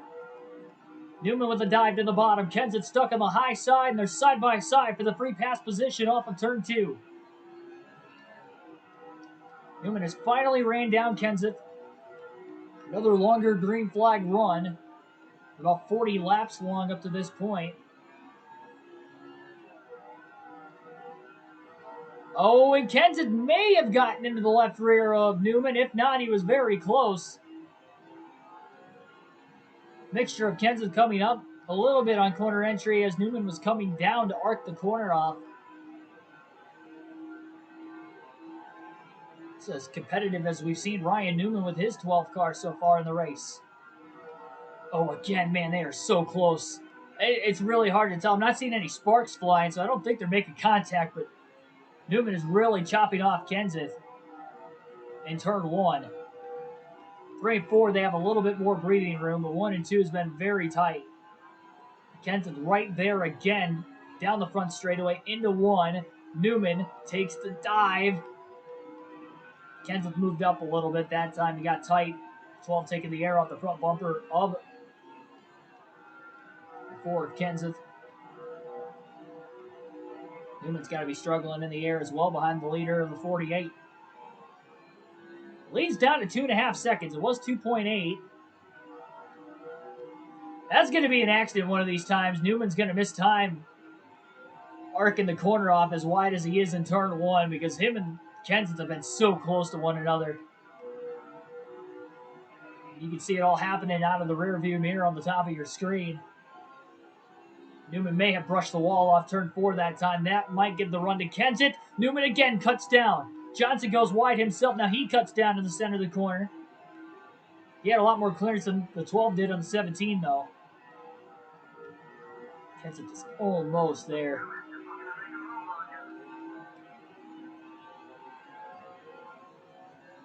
Who's going to make the dive? Kenseth trying to go a little bit wider again. Into 1 and 2. And now all 3 cars are bunched up underneath one another, creating even more little separation here. Kenseth to the inside of Newman, trying to get him back.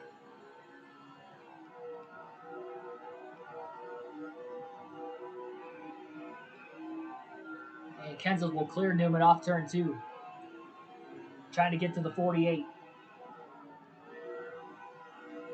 Johnson trying to back up 3 and 4, hooking the bottom of the racetrack.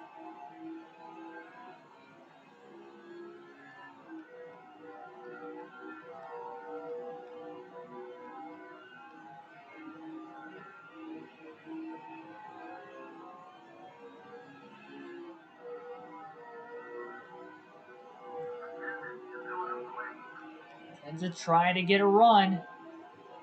Seems to be a little better in 3 and 4. Johnson a little better in 1 and 2. Kenseth jumps up the track. He gets tight again. Kept it off the wall, but that might have opened the door up for Newman. Speaking of the wall, Jimmie Johnson brushes it a little bit.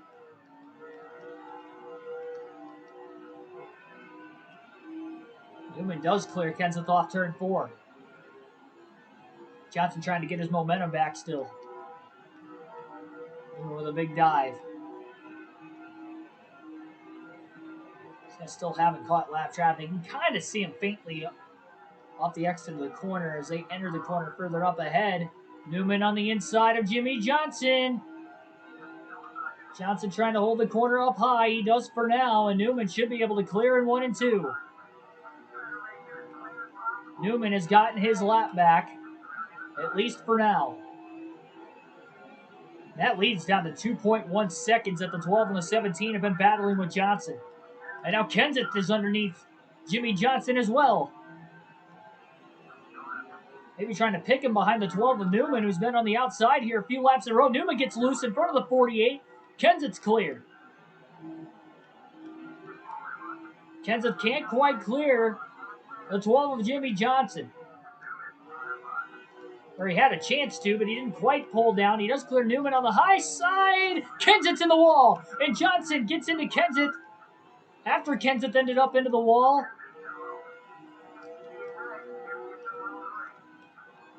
Newman trying to get to the 17 as they both get around the 48 who lost his momentum, and now the lead's down to 1.3 seconds. Johnson back to the inside of Ryan Newman. Kenseth got into the wall.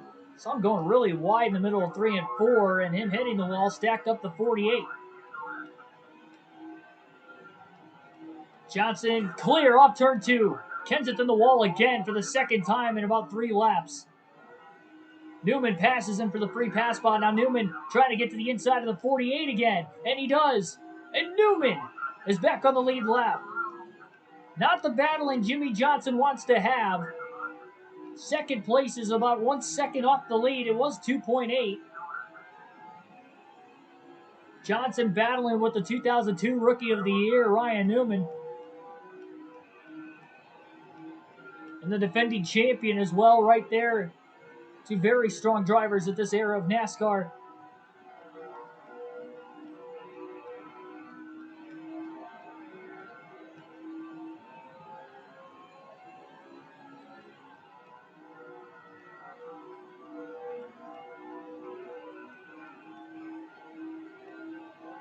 Kenseth crosses back over on Ryan Newman.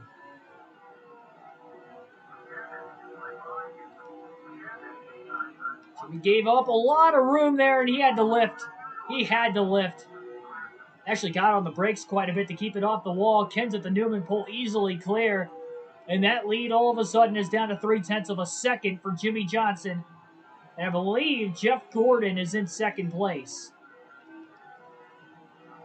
Gordon's got Stewart in front of him still, but Johnson was struggling, racing around the 12 and the 17. Now they're both on the lead lap, leaving Tony Stewart in the free pass spot if we get another caution.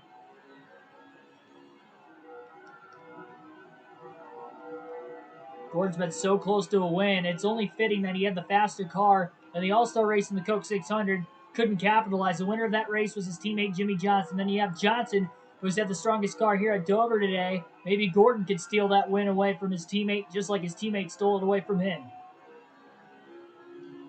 I know Gordon didn't end up finishing in the top 3 even in any of those 2 races, but that doesn't mean he was bad fast and was deserving of a victory.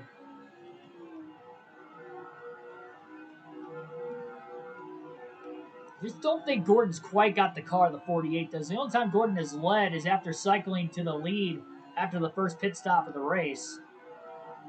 Just past lap 100. And he was really only able to lead for about 10 to 15 laps before Johnson ran it back down. And Gordon ended up hitting the wall, and he ended up falling outside the top 5 there for a little bit. Now he's back to second. He has rallied. Took the wave around under that last caution. Everybody was a lap down at the timing of the yellow because Johnson was the only driver that still had to make his stop when we got that first caution of the race.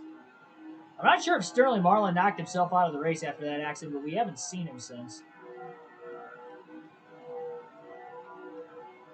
Yeah, so off the exit of turn 4, and Johnson was right behind him when it happened. Got kind of a unintentional, obviously, but bad habit of cars wrecking in front of us on this game. The All-Star race, Kurt Busch spun on like lap 8 right in front of us too. Not mistaken, I think something happened in the Coke 600 not that far ahead of us that we had to check up off turn 4.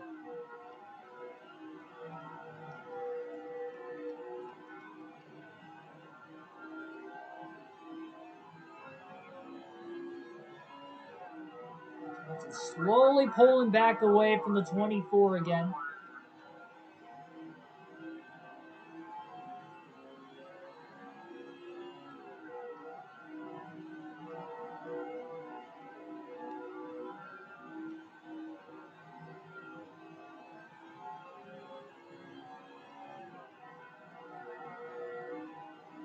Gordon got to within 0.3 of a second, but I think Tony Stewart's holding him up still. And Gordon's been pretty patient with the 20 so far.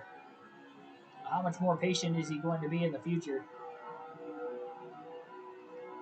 Finally about to catch first lap car that was at the back of the pack here, the 17 and the 12 working on them as they continue to battle for position with themselves. So Jimmie Johnson's already clinched the most laps led. He may consider short pitting here.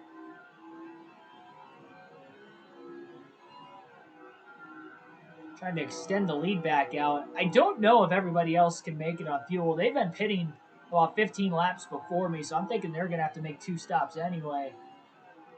I guess it wouldn't hurt for us to make 2, just to be safe, especially with that caution coming out right at the halfway point, putting us in a little bit of a tighter window ourselves. Would not be shocked if we saw another caution. I know it took about half the race to get the first one, but we've been seeing cars slipping and sliding all over the place today.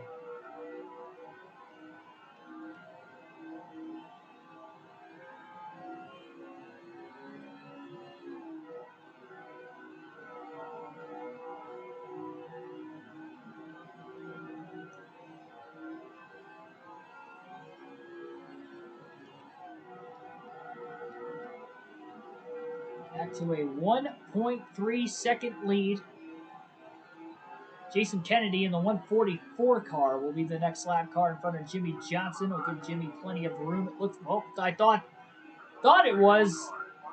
Jimmie kind of slipped a little bit.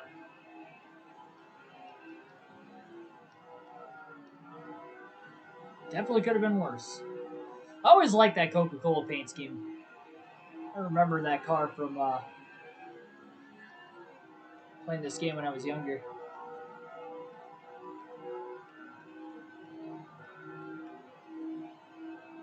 Johnson is going to pit this lap at lap 274. Locks the tires up a little bit, trying to get down off the pavement. Again, this is a tough pit road to get to. Easily gets there in time. 4 tires and fuel, no adjustments for the 48. I'm sure we're going to be seeing more pit stops very, very soon. So Jimmy will pit from the lead. And this will actually give Tony Stewart the race lead, it looks like. I thought Gordon might have been the last car in the lead lap. I guess Tony Stewart is the new leader.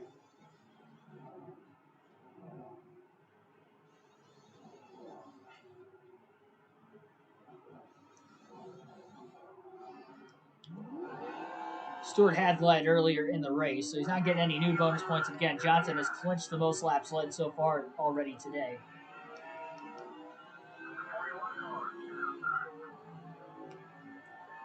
Johnson trying to make his way back up to speed.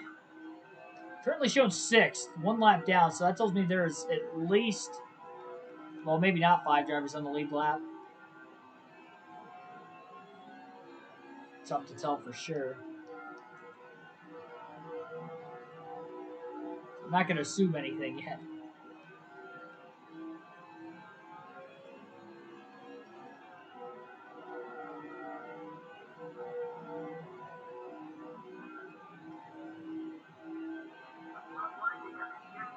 Well, there is Sterling Marlin, so I guess he's still in the race after all.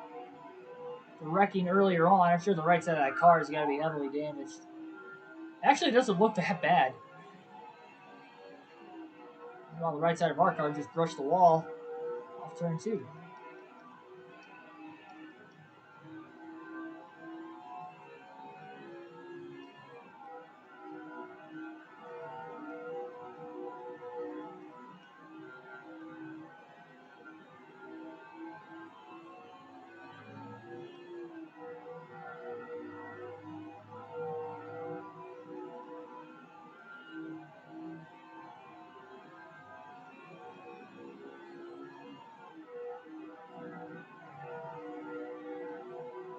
Jimmy just really banking on there not being a caution. Boy, Brendan Gaughan really pulled down in front of him.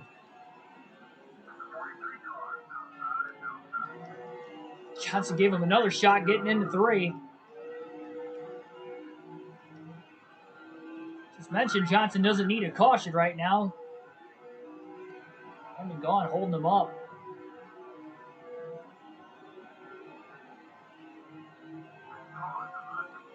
He's there. He'll side draft the 77 before cutting down into 3. So here it is. Here's the green flag pit stops that we were waiting on. Johnson only pit a few laps before. The 191 will be the next car to hit pit road. One of the lap cars there on the inside of the racetrack.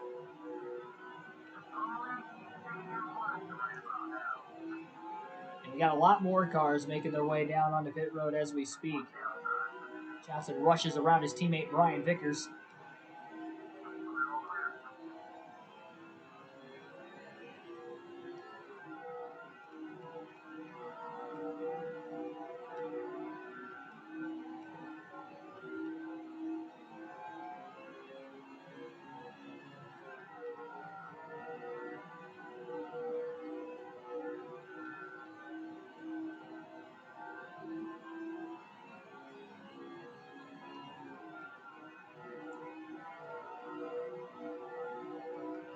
One stage 1, second in stage 2, no cautions for wrecks. Man.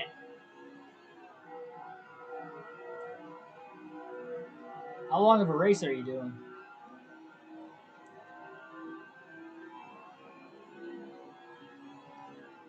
I never seem to get that kind of luck in NASCAR heat.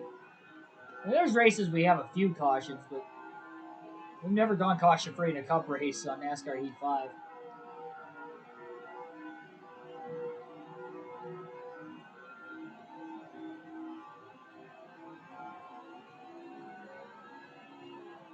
Race leader Tony Stewart still out on the racetrack.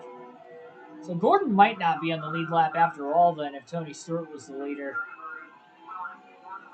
Maybe a reason why Stewart was trying to hold up Gordon. Now it's making more sense. Now I'm starting to connect the dots. There's Dale Jarrett. We haven't seen him yet. Still haven't seen Elliott Sadler. Not sure what position Jarrett's in. Johnson blows past Greg Biffle. Oh, Biffle gets in the wall off turn 2. Johnson sends it into 3 and 4. Quickly getting around Dale Jarrett in the 88.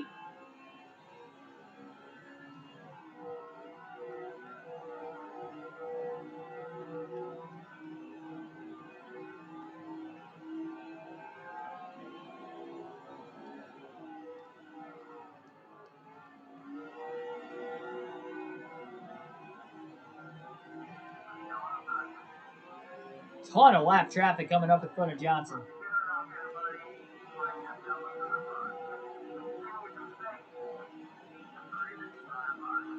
Rolls around Craven off the exit of turn 2.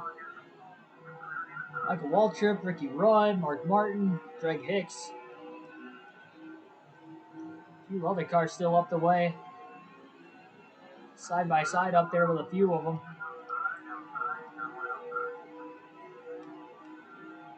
I think Tony Stewart might try to stretch this into a one-stopper.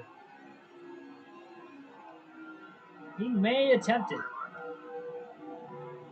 He's going to lose a lot of time to Johnson right now, so that might be his only hope of maybe trying to win. He closed in on Johnson when Johnson was racing with Kensington. Oh my goodness, that was a major block by Rusty Wallace.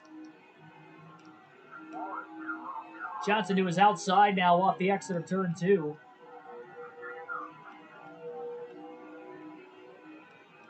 Side drafts the 2. Very close quarters racing. Now a little contact. Got to be careful. Still got to be careful. Up the track goes Wallace after the contact, pretty much all the way down the front straightaway. Casey Kane gets around the 2.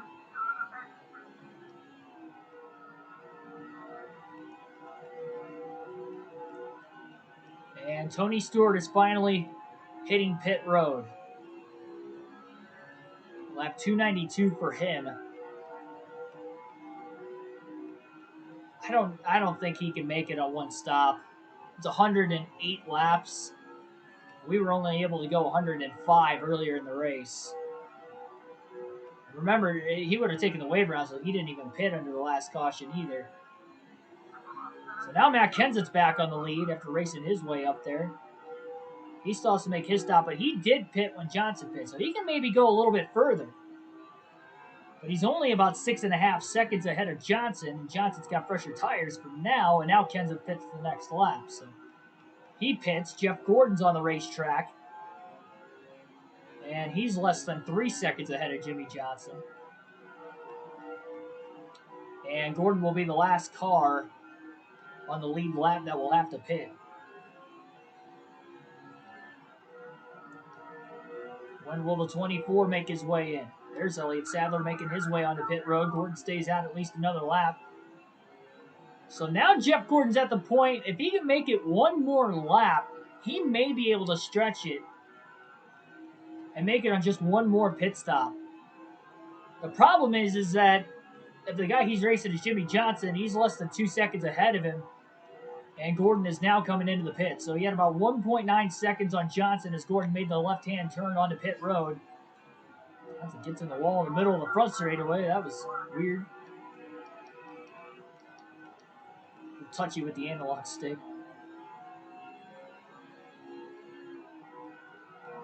Johnson's got about an 8.5 second lead now.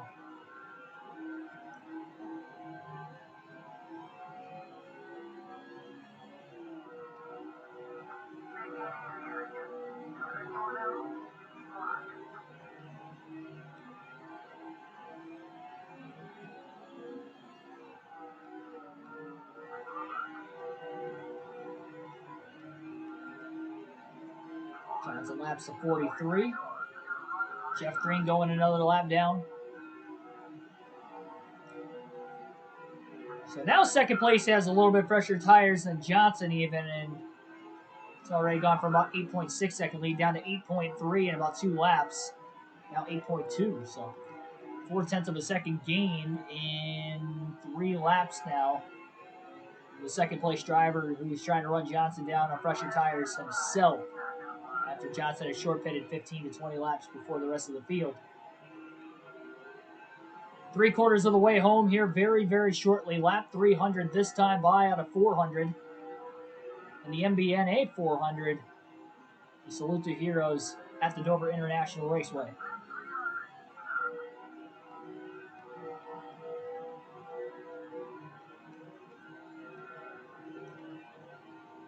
One more pit stop remains, likely at least, for most of the field. The only driver that's really questionable that's on the lead lap, I guess he wouldn't even be on the lead lap anymore, would be Jeff Gordon. 100 laps to go now at Dover, and we've got some drivers pitting as we speak, so some drivers may be taking fuel only under their second stop by pitting right now. As that window is open to make it on fuel to the end.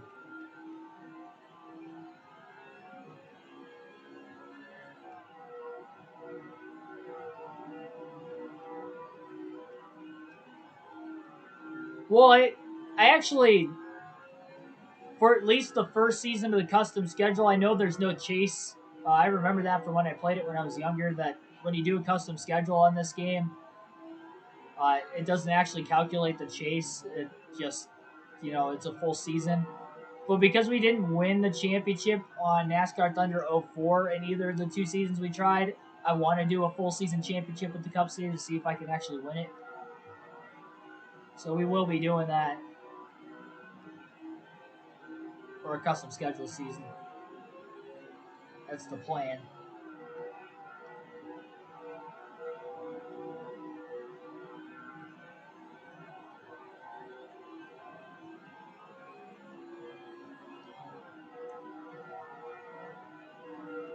Again, I believe Tony Stewart's at second. Not entirely sure, but again, whoever it is, fresher tires are definitely starting to prevail for them. They got 96 laps.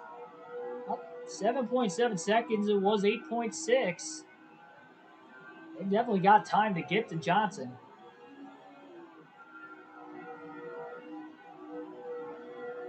Johnson's got 2 more lap cars in front of him. He's got Brian Vickers and then the 191 of Bo Banks. Bo Banks sounds like a football name. It sounds like played football at Alabama.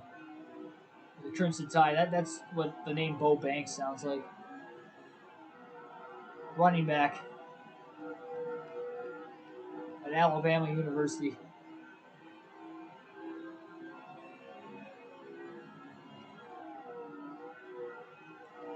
Bo Banks all over the racetrack. And sideways trying to arc the corner off into turns 1 and 2. It doesn't look like he's going to cut Johnson any slack. Johnson moves up the track a little bit. Lighting behind him, maybe sliding the tires a tad. Banks trying to block Jimmy Johnson into turn 1. This is not what Johnson wants. Well, he's got a decent-sized lead for now. But it's down to 7.2 seconds, and it was 7.6 before he even caught Banks. Banks is slowing him up pretty quickly. Vickers to the inside of the 177.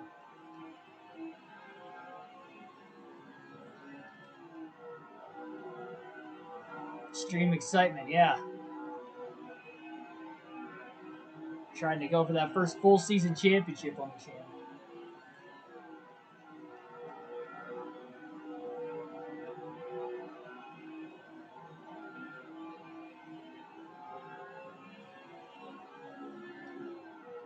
Well, the lead's under 7 seconds. Johnson gets underneath Banks as he slid into turn 1 again on the high side.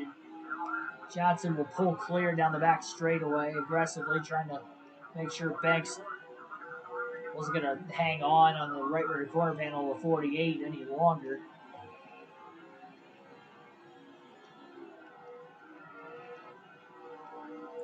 "90 laps to go at Dover." Got 11 people currently watching and 11 likes so far. Hit the like button if you haven't already, and subscribe for more daily NASCAR content.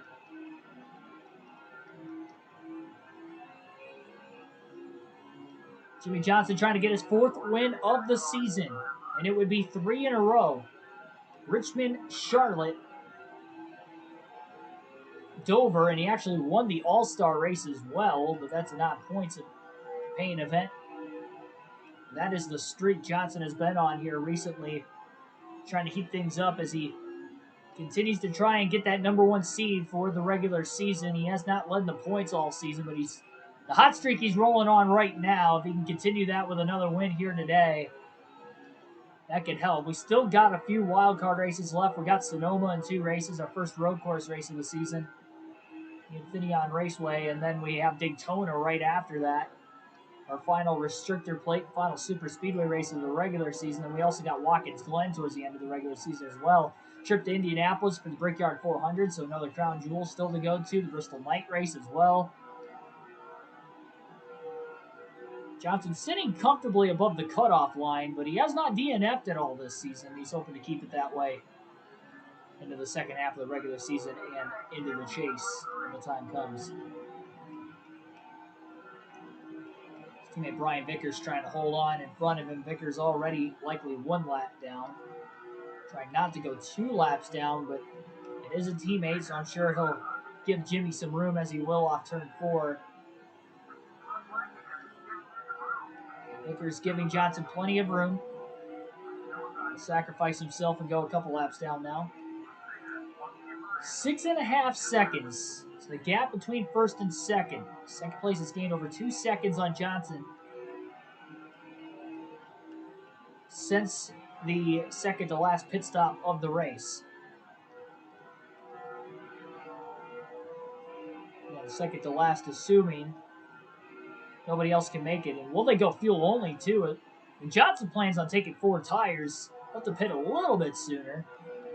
And again, he's been able to go a little bit longer on the run than a lot of other drivers, so we'll see. I think that's going to depend too. You don't want a short pit now, because if you get a caution this late in the race, okay, you can take the wave around, but you're not going to drive through the field on old tires, especially at this racetrack.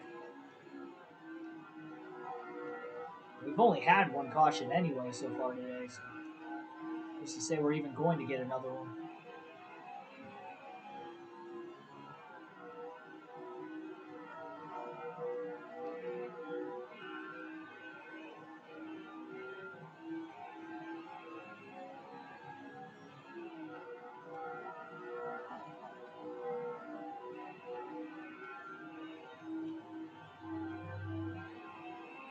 We'll alternate through the different camera angles 1 final time in today's race for about the next 8 laps. Yeah, this is the first drive we have had with this Platinum Lowe's paint scheme on the car. We actually ran the Pride of America paint scheme the last 3 races, and then the regular Lowe's paint scheme before that.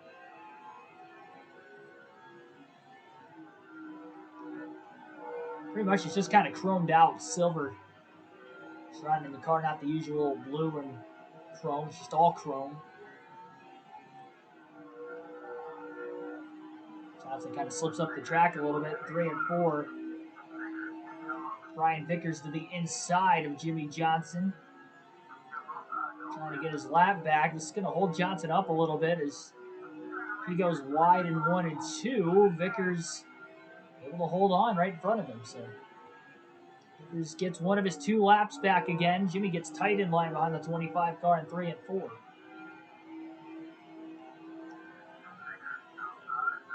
Tried to get underneath him off turn 4, just couldn't quite get there. Johnson gets tight again, and he's in the wall.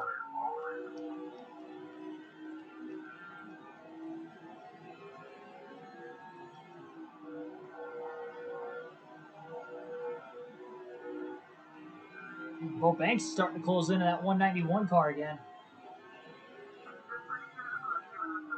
Johnson was fine when he was behind Vickers. Definitely would like to get back by him again if he can do so here quickly.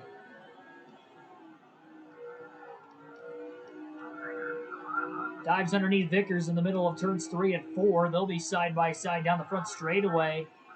And all of a sudden, Jimmy Johnson less than 5 seconds ahead of second place. We still got 75 laps to go this time by. 75 laps at Dover will go by pretty quickly, but there is definitely still some time for that second place driver to close that gap. It's definitely going to come down to that final pit stop of the day. That will be the money stop. Under 2 green flag stops to this point, Jimmy Johnson has made it to pit road without speeding. Will that be the case for the final stop? And I only say that because I sped in practice trying to get to pit road here at Dover. This is a very tough pit road to get onto.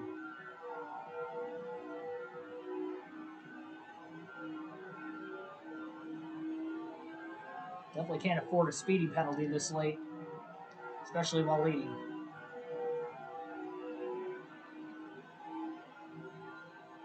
A little bit of a gap from the lap traffic once Johnson catches the 32 of Ricky Craven.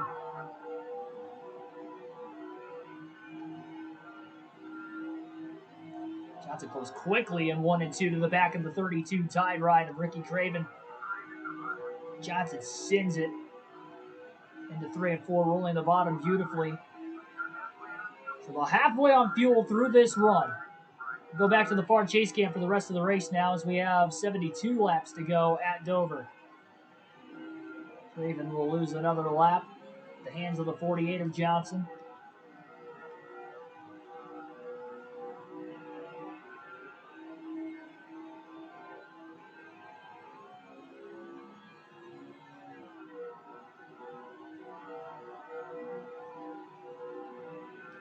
Dover is definitely one of the easiest tracks to DNF in this game. We've had our focus, so for the most part today, there have been a few times where I've made some little mistakes, but they have been simple enough that I shouldn't have made those mistakes. That just goes to show how tough of a track this is to hit your marks lap after lap, corner after corner, especially when you only have one caution. Just imagine how exhausted these drivers would have to be at a demanding racetrack like Dover to have one caution up to this point. A time where there were no stage breaks either. Very little downtime in this race.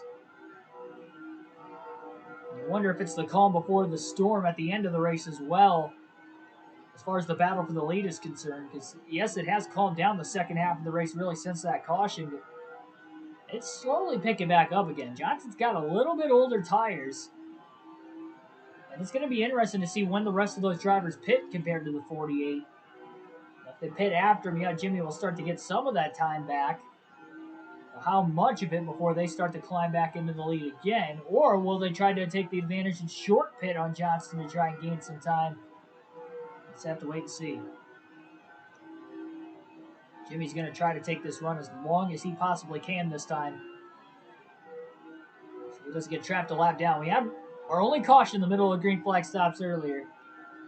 When we were at Richmond, we had 3 or 4 cautions in that race. We had 2 of them in the middle of green flag stops. So these 1 mile and shorter tracks, these short tracks, it's been pretty common in this game with the Cup Series.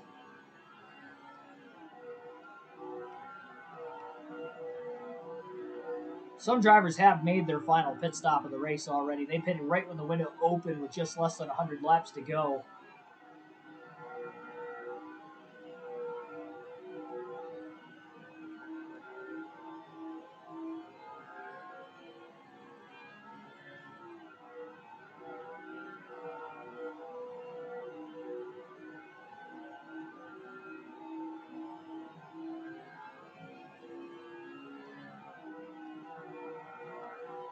Under 4 seconds.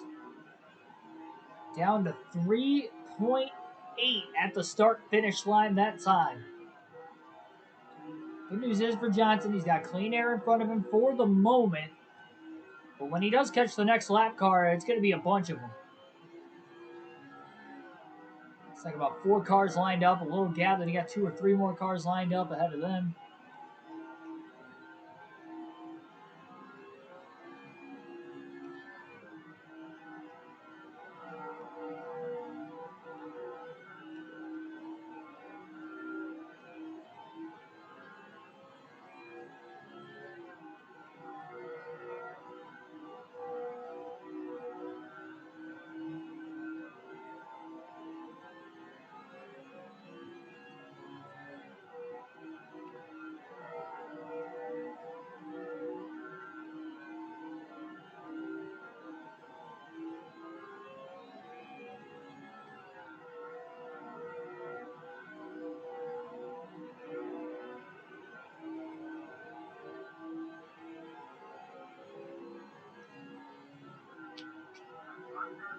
Right front tire down into the yellow, so it is getting a little bit more worn out now as well. Don't blink. That lead is under 3.5 seconds. It was 8.6 at the start of this fuel run for Jimmy Johnson. Should say for the second place driver whenever they cycled out of the pits. Comparative to the 48. Jimmy's doing his job. He got held up a little bit by Vickers, and that probably cost him about a second, but the rest of that, all been pretty much just been closed in by the actual driver for position behind him. Now, if it stays green to the end of the race, though, that second could be crucial. Especially if it comes down to the wire. I mean, that's an extra second Johnson could have back that his teammate, of all people, Brian Vickers, would have cost him. Johnson overdrove 1 and 2 a little bit there. Sliding the tires a little bit more.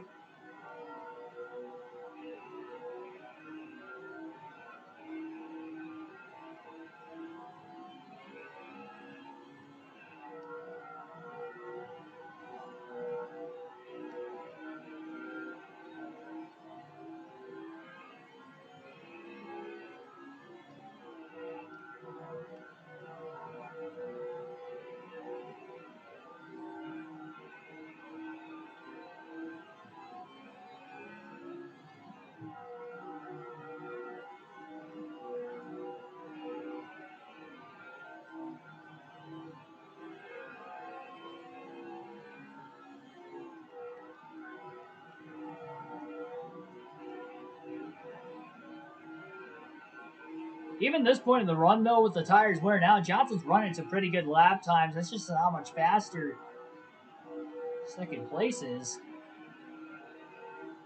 Wonder if they've made some adjustments, too, to maybe become faster than the 48. That last lap for Johnson was a 22.359. His fastest lap of the race is a 22.212. And the lead is about down to 3 seconds even. Johnson walks up the track a little bit, 3 and 4. Scott Smith in the 145 car and then the 30 of Johnny Sauter are side by side right in front of Johnson. Now Vickers to the inside. That's going to pick the 48 behind the lap cars. Johnson got tight in line behind the lap cars as well that were side by side, and he had to lift off turn 2. I mean, he couldn't have caught those guys in a worse spot, especially when Vickers made the dive bomb underneath them again.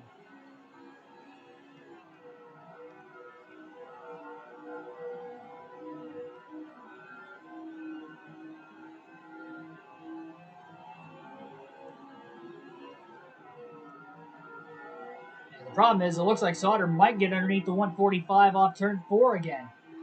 Johnson trying not to let that happen. He gets underneath Sauter instead off turn 4. Sauter's going to take it into the middle, 3 wide. There's contact. Sauter stuffed it 3 wide into the middle at the last second. And now Jimmy gets into Sauter again. And Sauter bounces off the wall off turn 4.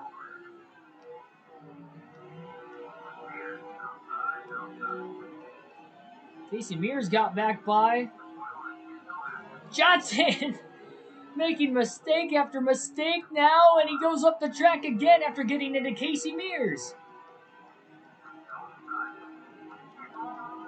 And here's Newman trying to get back on the lead lap. Ooh, Newman wiggled a little bit. Now they're side by side in front of the 12. Kenseth gets by. And he's side by side with Newman. 49 to go at the line. And Johnson's lead's down to 0.7 of a second.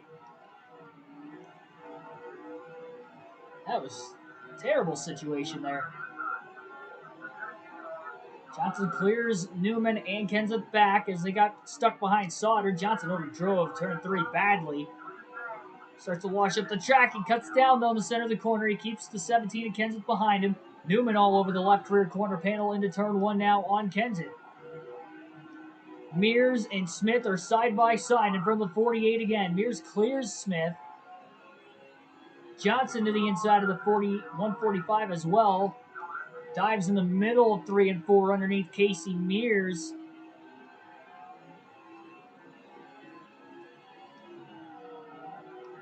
Future teammates right there would be Mears and Johnson. Newman down low. He gets underneath Johnson and clears him off turn 2. Johnson blocks Mears off. He didn't want the 41 to cross him over. And there's Tony Stewart. Within a couple car lengths of the 48. Johnson dives underneath Newman again in 1 and 2. Mentioned it was the calm before the storm, and the storm is here. Johnson slides into 1. Stewart on fresher tires is underneath the 48. Johnson gets loose. Johnson got loose off turn 4. He's still loose, and he's in the wall in turn 1. And Tony Stewart gets to the lead.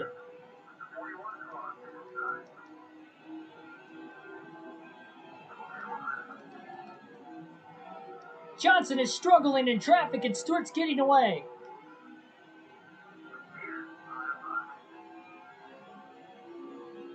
Johnson has lost his 8.6 second lead, and Tony Stewart is out in front.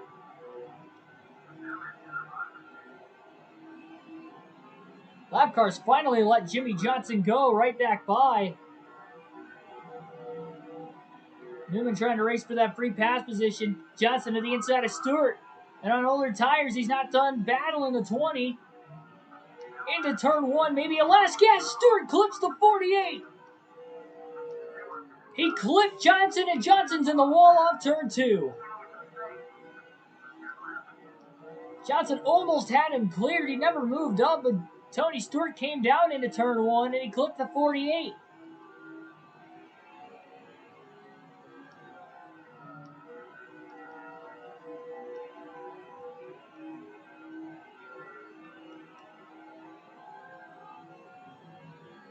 Jimmy wanted to stay out as long as he could, but now that he's lost the lead, you got to contemplate pitting.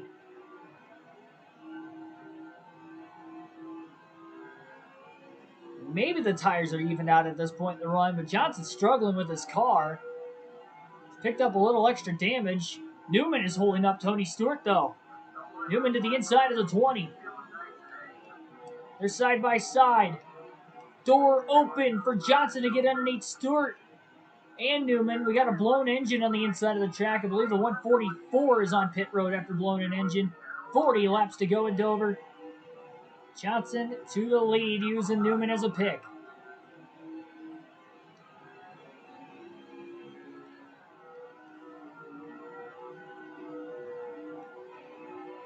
This goes to show anything could happen in these full races. Part of the fun of doing them. Could be part of the stress too. You have a comfortable 8.6 second lead, and over the course of about 60 laps, it just slowly starts to diminish. And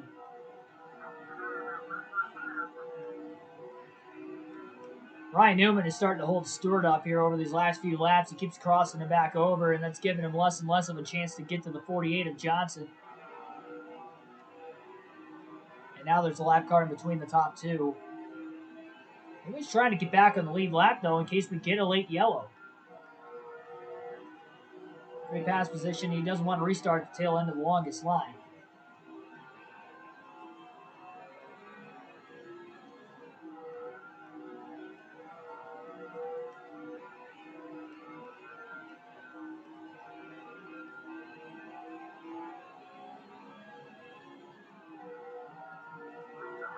Stewart trying to charge back.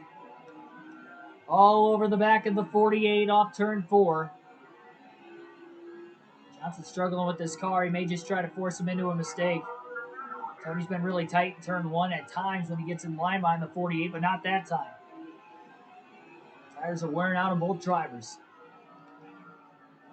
Rocky Perry, the 143, he'll stay high. He'll let the 48 of Johnson go on the bottom.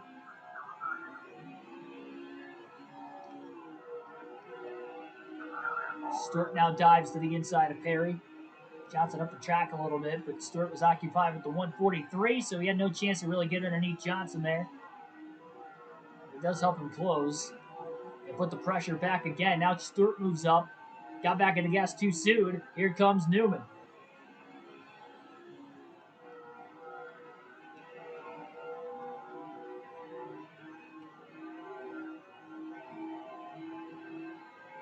When will these drivers pit?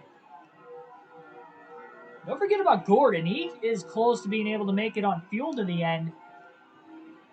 If he could somehow not only save enough, but be able to cycle in front of the 48 and the 20 as well. Newman goes up the track. He almost got in the wall in turn 1. Stewart will clear him with ease. I think Tony's had enough battling with Ryan Newman. Also future teammates.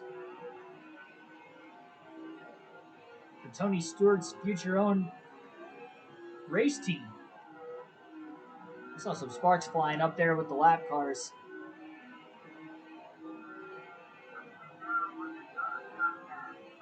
An eighth of a tank of fuel left for Johnson as they come to 31 laps to go this time by. He struggles up the track. He goes in 3 and 4. Somehow got it to cut down the center of the corner and stay in front of smoke.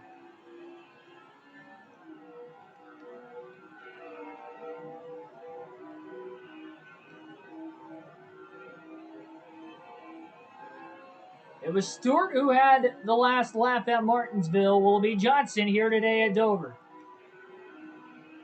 Tony trying to match Johnson with 3 wins on the season if he can win at the Monster Mile today. Johnson has dominated. He has already by far clinched the most laps led. Stewart gets close. He just can't quite get underneath Johnson anymore. Oh, more contact with the lap cars up there. In the middle of 3 and 4. There's a ton of lap cars coming up. Will it come before the pit stops, though? Stewart goes low. He's underneath Johnson. Johnson had that right rear go into the yellow in the middle of the corner, and that caused him to drift a little wide. He can't get the car to turn, and Tony Stewart is clear off turn 4 with 28 to go. Stewart's back in the lead. And he's trying to block Johnson. Stewart wiggles. Stewart wiggles into 1, and he moves down right on top of the 48.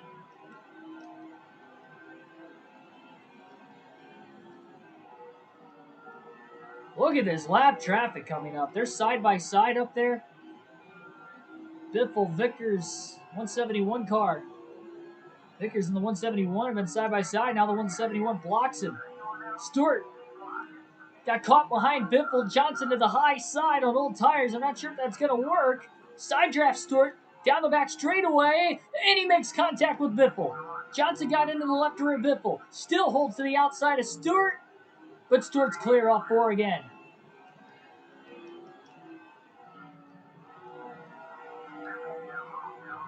Biffle back to the inside. Johnson in the middle. 3 wide for the lead off turn 2.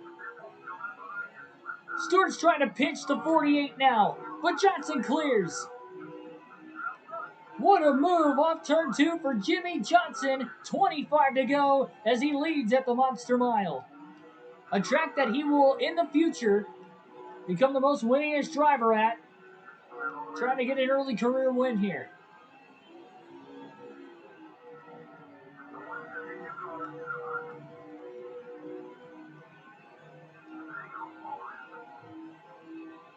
.24 to go. Stewart still trying to get through the lap cars as well. Johnson will be on his way to pit road very shortly. Stewart will likely, I don't know, really. If he's smart, he would pit the lap after or try to pit before the 48 to try and gain that track position and gain that time. But what a battle for the lead here we have had recently.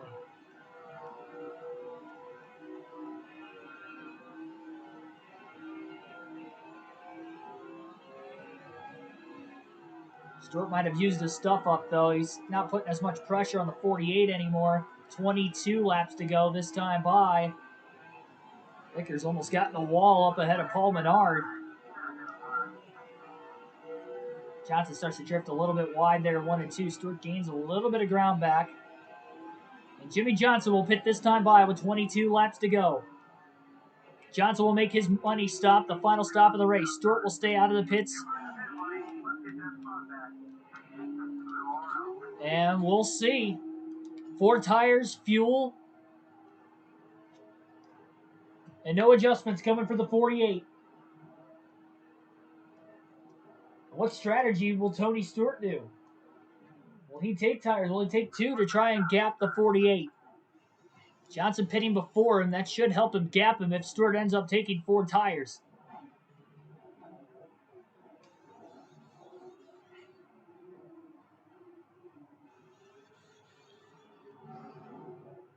17.1 second stop there for Jimmy Johnson. Stewart's still on the racetrack, at least for now. Johnson's going to pull up. He's got no traffic around him once those 4 cars blew past. Tony is out on the track still with 19 laps to go for him. Maybe trying to outsmart Johnson by staying out as long as he can in case there's a caution. That would trap the 48 a lap down and cause him to have to take the wave around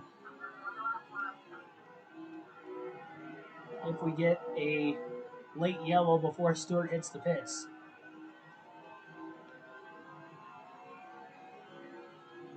Again, don't forget about Gordon. Not sure where he's at compared to the 48 of Johnson. Does he have a chance? He's the closest driver to make it on fuel. He's either right there or maybe a lap short.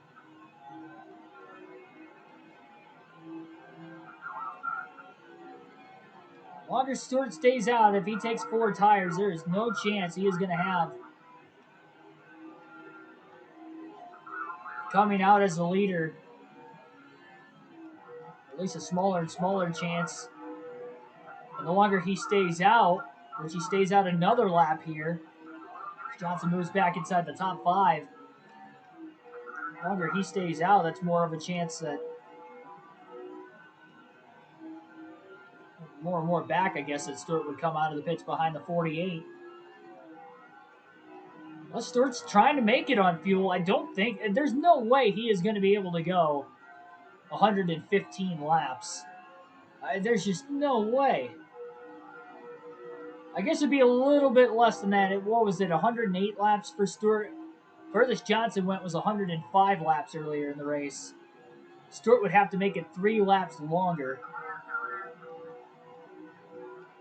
He's got 15 to go, and Tony Stewart is taking the left-hand turn. He is coming into the pits. So Tony Stewart will give up the lead with 15 laps to go. It might be 14 by the time somebody else cycles back in front of him. Johnson back on the lead lap, though, in case we get a caution. His way around Harvick. Not sure even if Harvick would be on the lead lap or not. Ryan Newman is still out on the racetrack. Newman has taken over the race lead. There's Kenseth. There's Stewart. Stewart had a really fast stop. He didn't come out that far behind Johnson. As Johnson tries to get through the traffic. It's nice to have fresh tires, though. At least there's grip in the 48 again. He was really lacking it towards the end of that last run. So we expected Johnson to come out ahead of Stewart. But what about Jeff Gordon? Gordon is about 8.5 seconds ahead, and he might be able to make it on gas. Johnson to second, Gordon trying to outsmart everybody on fuel strategy. We knew everybody else had to pit, but what about Jeff Gordon? He's banking on a caution. Stewart still caught in traffic, but look at the traffic in front of the 48. Lap car coming out of the pits up ahead as well. Far enough ahead of these lap cars. Sterling Marlin takes the turn to pit road. Ooh, Johnson gets into Casey Kane and Michael Waltrip.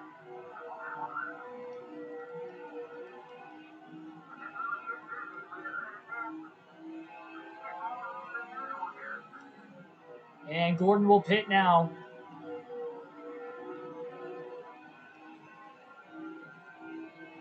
Jeff Gordon in the pits, Johnson in the lead. 10 laps to go at Dover. Johnson is about 2 seconds ahead of Tony Stewart by the time Stewart got up to speed. Oh, Elliott Sadler in the wall hard off turn 2. That's going to stack the lap cars up, and there are a lot of lap cars between Stewart and Johnson still. That is a saving grace for Jimmy. And Tony Stewart does have a few lap fresher tires than Johnson. Maybe a little bit faster to the end of the race.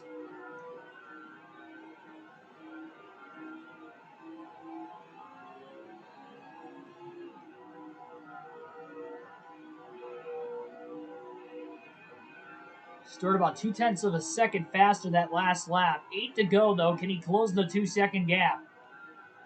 The worst part for him is the lap traffic in between him and Jimmy Johnson. I believe there's still 2 lap cars between the 2 drivers. That would be Casey Kane and Elliott Sadler. Actually, it looks like Michael Waltrip and Elliott Sadler are the 2 cars. And that last lap for Stewart, he wasn't even 1/10 faster than Johnson. Johnson's got no traffic in front of him either. Nothing but clean air the rest of the race for the 48. If we do get a caution, it'll be a single file restart. Means we have less than 10 laps to go. Johnson trying to get to the white flag as quick as possible. No cautions come out on the final lap in these EA Sports NASCAR video games, but if we get a caution before the final lap, we get 1 attempt at a green-white checker.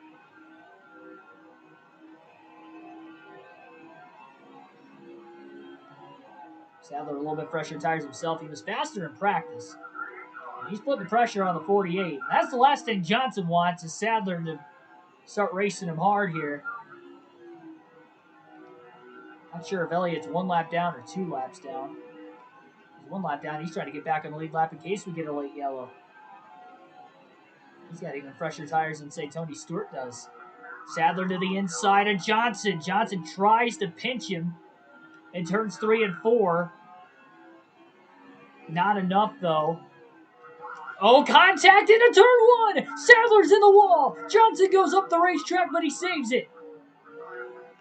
Close quarters racing there. And a near scare for Johnson fans all around this place. 3 to go, we stay green. Still 1 lap car between the top 2, but the lead is down to 0.9 of a second. We've seen drivers overdrive turn 1 all day long, and I think Sadler might have done that underneath the 48 of Johnson while he's trying to get his lap back. 2 laps to go. 0.7 of a second now is the lead, but still Stewart has to get around Waltrip. He's trying to get to the outside and get the run. But he needs to get around Waltrip in 1 and 2, or he's not going to have any chance at all to get to the 48. No pressure behind the 48 anymore, luckily, but that was a near scare. Sadler getting into the 48, overdriving 1 a few laps ago. The white flag is in the air. Final mile, final lap of the race. And Jimmy Johnson will hold on and a little bit closer than what we were originally expecting when he had an 8.6 second lead during this final run. But Johnson will survive, and he will conquer the Monster Mile. Jimmy Johnson wins at Dover.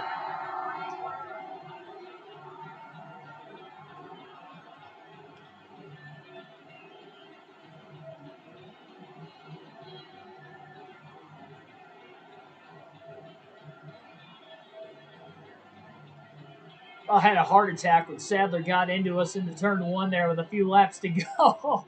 Oh, my goodness.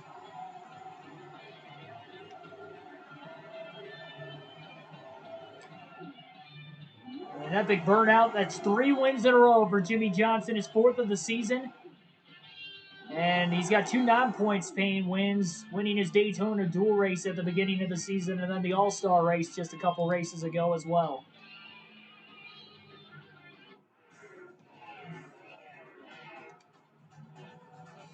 Only 2 drivers finished on the lead lap, and they were within 0.7 of a second of each other. And the reason for that was because earlier in the race, we had a caution in the middle of green flag pit stops.